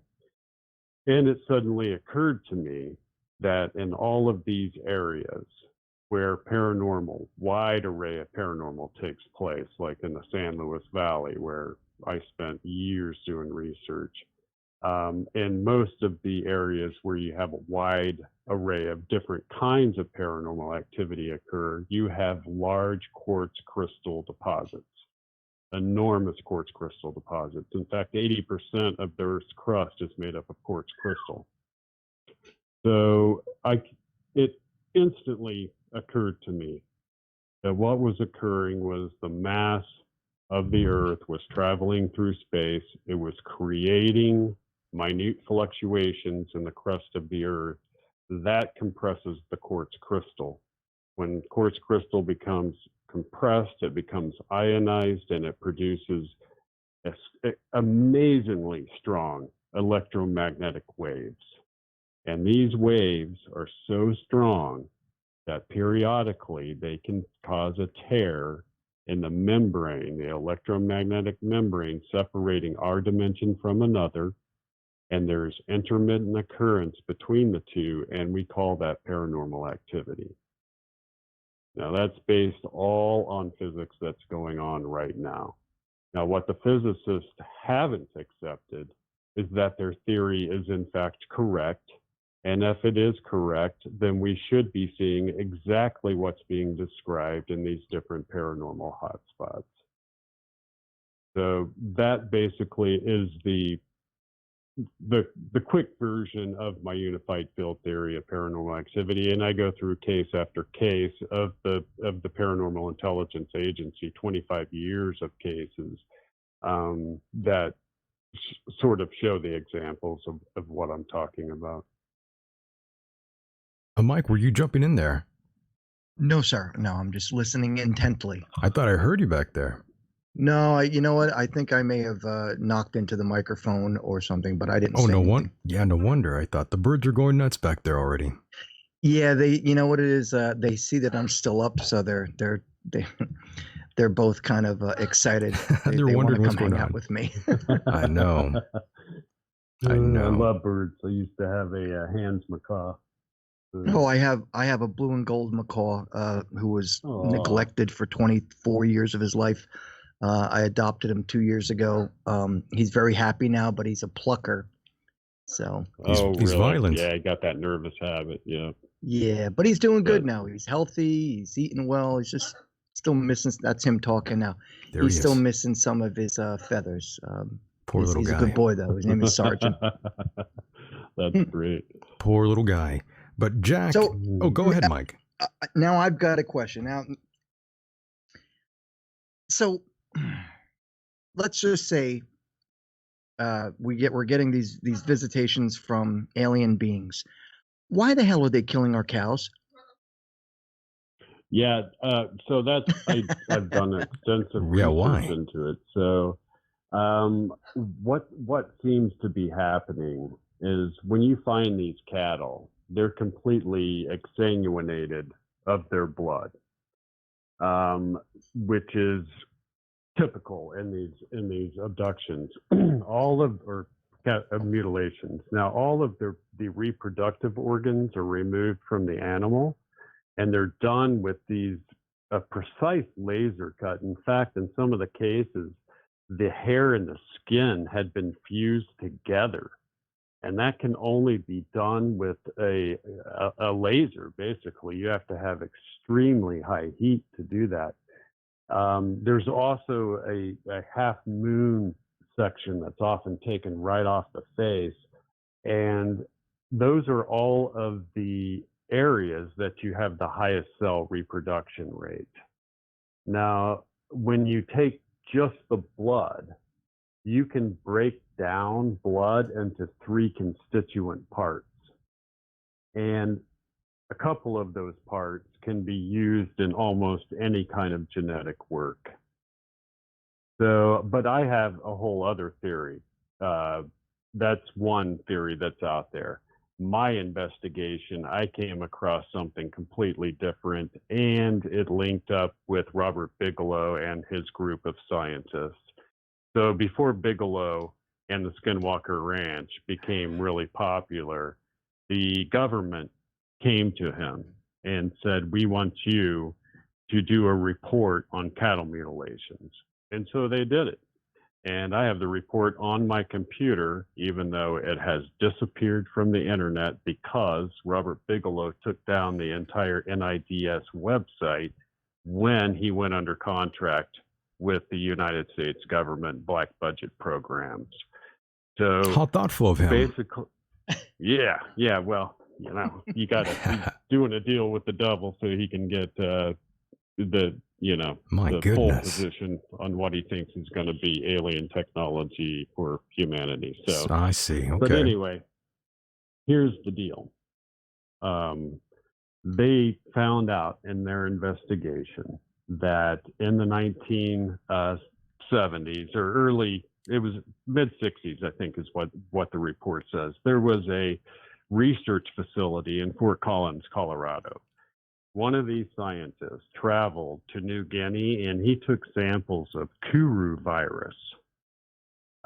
He brought those back to the facility and he, as an experiment, injected Cary virus into various native wildlife animals, a deer, beaver, so on, to see what the effects would be. Now, one of those deer escaped. And it wasn't till the very next season that you had the very first cases of chronic wasting disease occur. Bigelow's group was able to link breakouts of chronic wasting disease to cattle mutilation occurrences.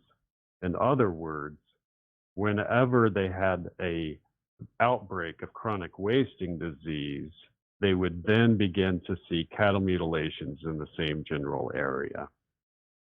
So what we basically, and what they think, is that these deer who basically have absolutely no regard for barbed wire, you've seen that, they jump right over it like it's nothing, and they graze on the same grazing ground that the cattle graze on.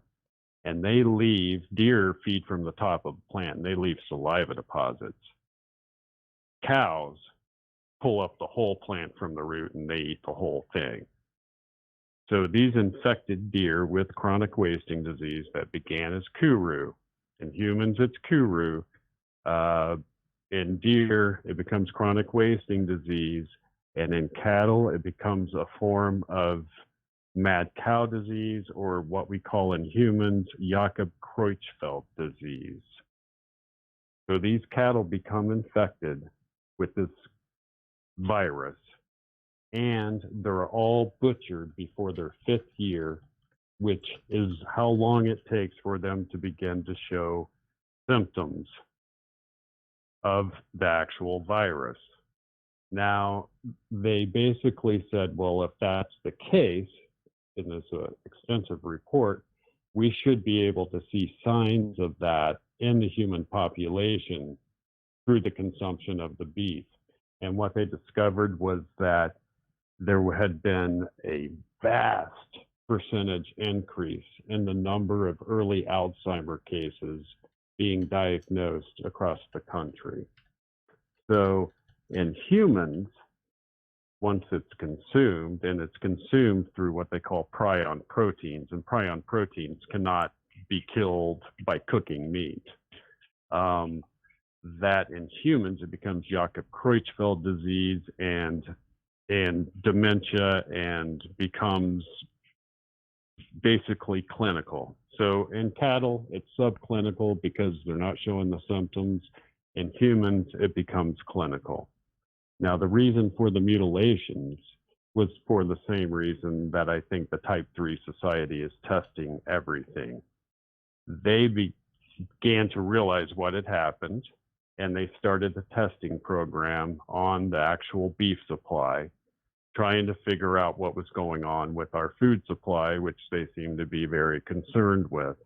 The United States government began to realize, hey, there's something to this. In fact, they had 2 FBI investigations in Colorado alone dealing with cattle mutilations.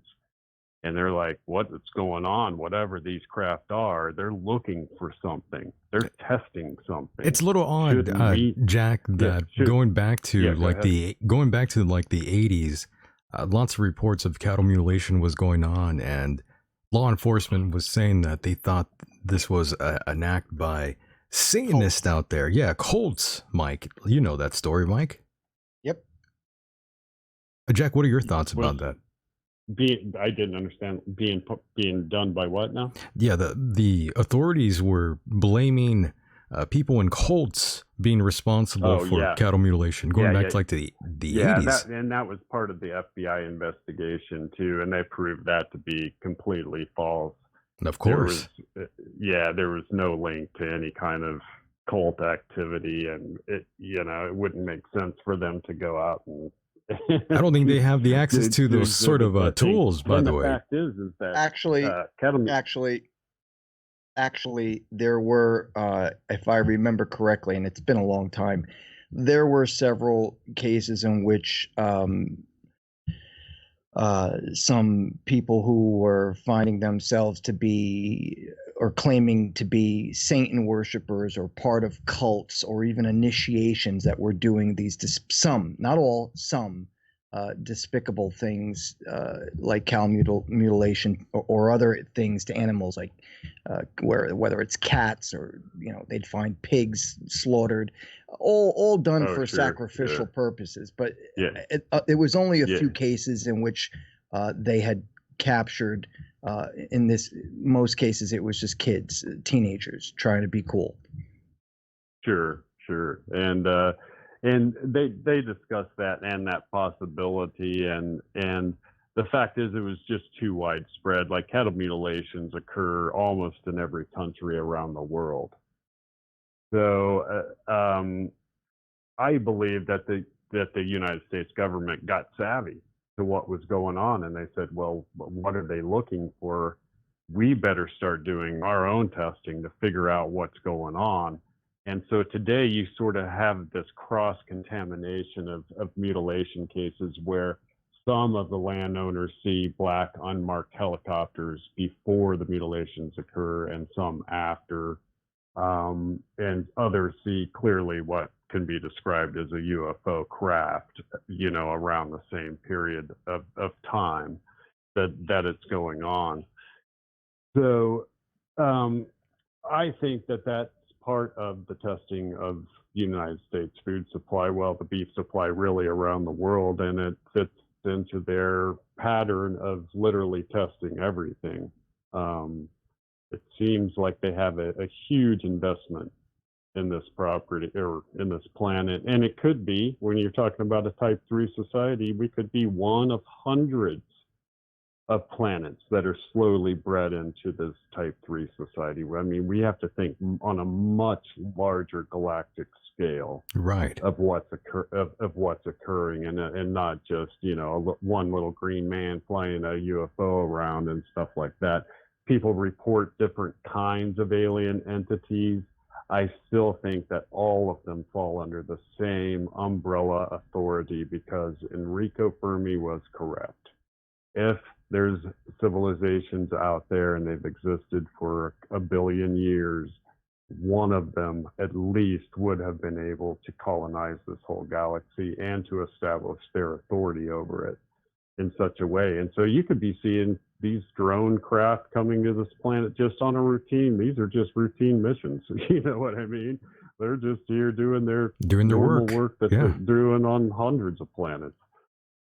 So, but that, and what was the other question? Somebody else. Did you have anything else, Mike? No, sir. Oh, okay, well, I was just going to quickly add here. I've been talking to a lot of different individuals out there, and of course some New Agers out there, and of course they are spewing out the age of Aquarius yet again, and they are claiming that they've been right all along and are extraterrestrial. About what's going on. They're also doom and gloom all of a sudden, Mike, saying they were right all along, they're claiming. About what? What are they claiming? About the end times, Mike. Oh, give me a break. That's what they've been claiming. Yeah. Look, we talked about this last time, and I'll say it again. We are going through a very tough time, and yes, we may lose some lives, and it is unfortunate, but eventually the human brain is a wonderful thing. And look how far we've gotten. We will get out of this. There's going to be some hard times. I have no doubt about it. But this is not the end of the world. And it's certainly not the end of civilization. I don't think so either. This is a restart To be honest with you, a restart of humanity, I have to say. We're smart. We're a smart species. It's too bad we can't all work together because we could do great things if we could. Unfortunately, but that being said, as a country as great as America, I firmly believe that we will find some sort of whether it's a cure or something. I mean, God, we've got spaceships flying around in our solar system and even out of our solar system at this point into interstellar space. And we've landed on Mars. We've gone to Saturn, Jupiter, Neptune, all these. We're going to figure this out. If we can do all that, we can figure this out. We will get out of this. Oh yeah. We'll get out of it. And a lot of good technologies will be spawned out of this as well. So definitely. And Well, I think it'll fundamentally change how society runs. I think all of these big multinational corporations who have these huge high-rise buildings and the overhead expense of housing all of those employees on a daily basis will realize the cost effectiveness of having them all work from home. And with the technology, technology that we have today with video conferencing and being able to do anything you can possibly think of on a smartphone, there's really no reason for them not to. understood, and I agree with you. And Jack, I have to say, we are running out of time here. Sure. Well, it's been a pleasure, Jack. guys. Yeah, it's been Fascinating fun. subjects, my friend. Would love to talk to you for another 3 or 4 hours, but next time. Yeah, anytime I'm happy to come on. I love talking about these subjects, and I've got a lot of other stuff to share with you guys other than cryptozoology. Yeah, which no doubt. is one of the fewer research subjects that I talk about. Maybe next time we can talk about my research into ancient civilizations and the beginning of magic and psychic ability. That'd be stuff like fun. that. Yeah, that'd be great. Wow. Well, yeah, so Jack, great topics. thank you so much for being a part of the program. And now it's your time to plug anything you'd like. The floor is yours. Go ahead. Okay. Well, you can go to my website, www.paranormalintelligenceagency.com. Again, if you just Google my name, Jack Cary, Cary, all of my work will pop up for you. And you can, if you are interested in my work, I have a new book out called Paranormal Planet. It's on Amazon and Barnes & Noble and Walmart. I recommend the ebook because it's a lot cheaper. It's only like $10, and you get all the color photographs from the Paranormal Intelligence Agency case files, and those photographs will blow you away. Amazing. They really will. Yeah, definitely So, send me those photographs, by the go way, ahead. Jack. Yeah, they're amazing. You look at those and tell me what you think. And we got a Facebook page that you can go to, that we have a live news stream of incoming credible paranormal activity stories from highly credible news sources. The Paranormal Intelligence Agency site is an open source intelligence site. We collect intelligence from all over the world dealing with paranormal stuff, and then those are filed into various subjects for researchers to go through and do with as they will. So. Yeah, very nice. Well, thank you so much, Jack, and we will talk to you again on the other side. All right. Thank you, sir. All right, my friend. Mahalo. Take care, Jack. And there goes Jack. Mr. Jack Cary. What a interesting guest that was. Indeed. I like that. Tonight was amazing, right? Absolutely, as every night, Michael. I had a lot of fun here, and I hope you had fun too, Mike. What do you think about? What's your take on paranormal activity and or aliens or UFOs? I mean, in a nutshell. Well, Mike, I'm an open-minded kind of guy, but of course, I like to make it a habit of physically seeing it myself and having tangible evidence to back up my claims. Right, you're like me. You need hardcore evidence. I'm a scientific-minded gentleman, by the way, due to my science sort of upbringing. My influence by certain people of that cloth, like Lawrence Krauss and all sorts of different people, my friend, that have influenced me throughout my early upbringing. You know, I have that habit, Mike, and I can't shake it. Okay. But of course, Well, I'm open-minded though. I don't roll it out. I don't roll it out completely. right. No, I get it. And believe me, I am very interested in paranormal Carl activity. Sagan, another guy. Sorry. Yeah. And I'm very interested in the idea of UFOs and aliens, but I need hardcore evidence. Like this whole thing with the Sasquatch Bigfoot thing. I've always had ever since they figured out that the Loch Ness monster was fake, or at least the pictures were Well, the fake. Loch Ness, yeah, I'm with you on that one though, Mike. The Loch Ness monster, I've never been really on board.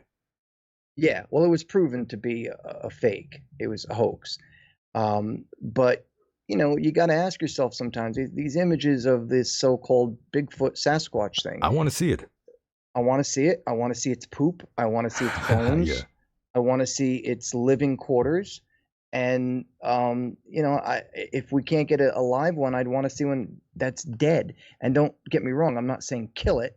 I'm saying there's got to be a way to capture it. And I just don't think that, I don't know, again, prove me wrong, but the physics of this planet, I don't see how anything can make physics a liar. And I'm with you on that. Okay, good. I'm No, glad I to know that agree. you're on my side. Well, of course, it's hard not to be. It just, it's just logic. I just want logical information. Sorry. Given to me. You whistling too? I was whistling to the bird. Yeah, I don't think she can hear you with my headphones on. Bastard. I'm just saying. I want proof. I need proof. Yeah, well, I'm the same way. I know. I want proof too. Tangible evidence to back up all claims out there. Extraordinary claims require extraordinary evidence, Mike. You know that. Indeed, sir. Indeed. But again, I'm open-minded. I'm open-minded. Yeah, but like I was just saying, it's good to talk about these things. I'm a very skeptical person, and I need things explained thoroughly, and I like to see evidence. Or just wait until we bring in Kent Hovind, Earth creationist. He thinks man they coexisted with dinosaurs. That's what he thinks. Right? Yeah, he's one of these guys. He thinks the world isn't as old as it is. When is that interview? I need to book it. His people, they are already gun ho. They already want to debate badly. So good. I think I'm looking forward to it. Yeah, this should be interesting. I don't know where this is going to lead, but I have a feeling we're going to piss him off. A lot of enemies. Well, I mean, he's always debating all kinds of people. So I know his people. I've been listening, and I think they are they have an agenda. That agenda would be what? In Well, your they're gonna smash everyone who doesn't believe in God. Well, you know what? It wouldn't be the first time we hear something like that. Well, that's very true. I mean, we're gonna hear a gentleman right now. He's gonna get rid of the coronavirus right now. Mike, once again, you need to put your hand on that monitor there, Mike. Okay, let me get ready. Let me crack my knuckles. Okay, here we go. Thank you, Lord Jesus. Thank you. He received your healing. Yes. Healing. I'm healed. Now. Amen. Say it, I take it. I take it. I have it. It's mine. It's mine. It's mine. I thank you and praise you for it. Yes. And I forgive if I have aught against any. And I praise you that I'm well and whole. I praise you that I'm Hell yeah. According to the word of God. The word of God. Hell yeah. I'm healed. I'm healed. And I consider not my own body. Yes, consider not my own body. I consider not symptoms in my body. Amen. Symptoms in my But only that which God has promised. Only God, Mike. Only that what the Word has said. Only that what the Word. And by His stripes I was healed, and by His stripes I am healed now. I'm not the sick trying to get healed. I'm the healed, and the devil's trying to give me the flu. Trying to give me the whatever else. goddamn flu, Mike. Yeah, that's right. It's always the devil that does something wrong. Never Healed God. And well. Always the devil. Yes. In the sweet name of Jesus. Sweet Jesus. Sweet baby Jesus. That's right. Amen, baby. I feel better already. We got the Satan CCP virus out of our systems now. All right. Oh, man, that felt good. Did it? I feel better already. Good. I'm going to go smoke some weed and drink a beer. All right, my friend. Well, I want to thank you very much, Mike, for being a part of the program as well. My co-host, I want to thank him, Mr. Mike Hideous, the one and only, the man you've been hearing next to me here. And of course, I want to thank all of the mods out there in the chat room, getting rid of all the scumbags out there. Really appreciate that. Of course, I'm joking. I don't know what's going on in the chat room there, but I was called an atheist scumbag earlier. Good for you. I was proud. I love that. But yes, Mike, once again, thank you so much for being a part of the program. Say goodnight. Wait, we can't say goodnight yet. Did you play our little theme song? No, we haven't done it yet, but we have to talk about who's coming on next. Oh, right. Well, what's today's date? We're still a long ways away. On the 21st we're talking about, right? The 21st. Go ahead, Mike. Yes.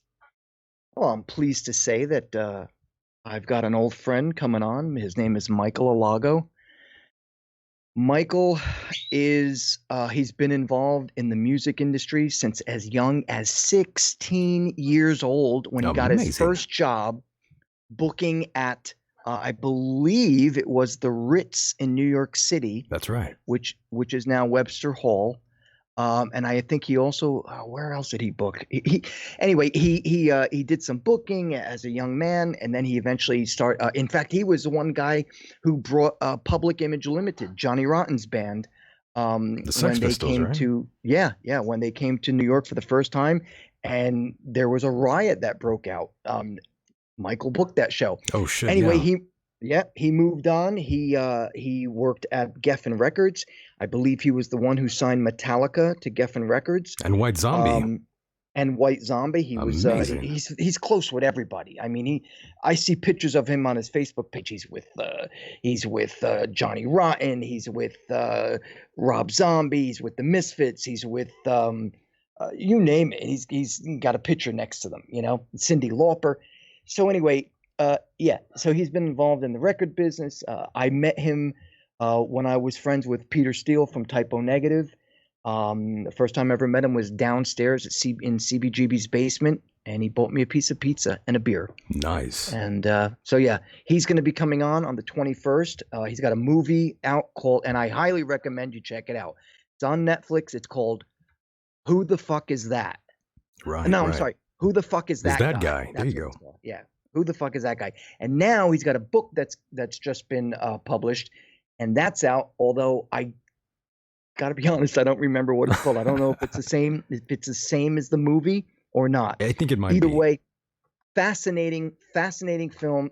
When I watch it, it reminded me of my youth as I was going into New York City and hitting the clubs and all that. So, he's coming on the 21st. I'm sorry, Michael? I was going to say, that's such a crazy documentary, by the way. I was watching it on Netflix, and I liked it. It was good. I loved it. I really thought it was fun. He's going to be coming on.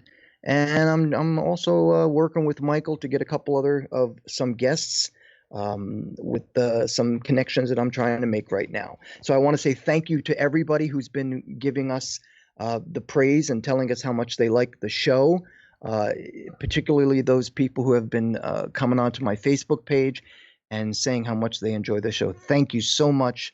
I've been wanting to do this for a long time, and I'm so glad to be doing it with Michael on the Michael Decon program. So last but not least, if you're interested, my websites are MikeHideous.com. That's MYKE, MikeHideous.com, for all my music. And if you're into my art, horribleartwork.com. That's horribleartwork.com. There's going to be some new images going up on both sites very soon. Very nice. Well, Mike, it's time to say goodnight, and I'll talk to you very shortly again, my friend. We have quite a week coming up, man. Goddamn. Yeah. Wow. I mean, I'm even stuttering here because I'm looking at these dates here, and we have some heavy hitters on board. That's great, man. Well, I'm so glad to be a part of this. I really am. I'm having such a great time. We've got 5 shows in a row coming up. We do? Yeah, we do. When were you going to tell me this? Surprise. Surprise. Here we go. So much fun. When is this? Well, everything kicks off, I believe that would be the day after Easter Monday, rather. So the 14th. Oh, okay. So coming up like this week. Yeah, man, we got a lot to get into. Oh boy. All right, then. I'm glad you told me. I'll show up. Get ready. Get ready for this one, Mike. It's going to be a bit of a rattlesnake, as they say. Oh, I thought this week was busy with Thursday, Friday, Saturday. Wait, Thursday, Friday, Saturday. Yeah. Next day, we got 5 days in a row. That's right. Crap. All right. Oh, yes. All right, Mike. Good night, and I'll talk to you soon, buddy. All right, brother. Have a good night. Be safe, everyone. Take care. Take care. And there he goes, boys and girls, the one and only Mr. Mike Hideous. Always an honor and pleasure to have Mike here on the program. It's good to have him as a co-host, and of course, it's nice to have all of you out there listening live. And thank you so much to those in the chat room. Thank Robin out there for the generous donation. And of course, don't forget, if you are a fan of this program or just a listener and you want to help fund the program, you can also do so by going to michaeldecon.com. There is a PayPal link there. Any amount is cool. And of course, if you want to hear my side project, just me by myself here, that's Patreon.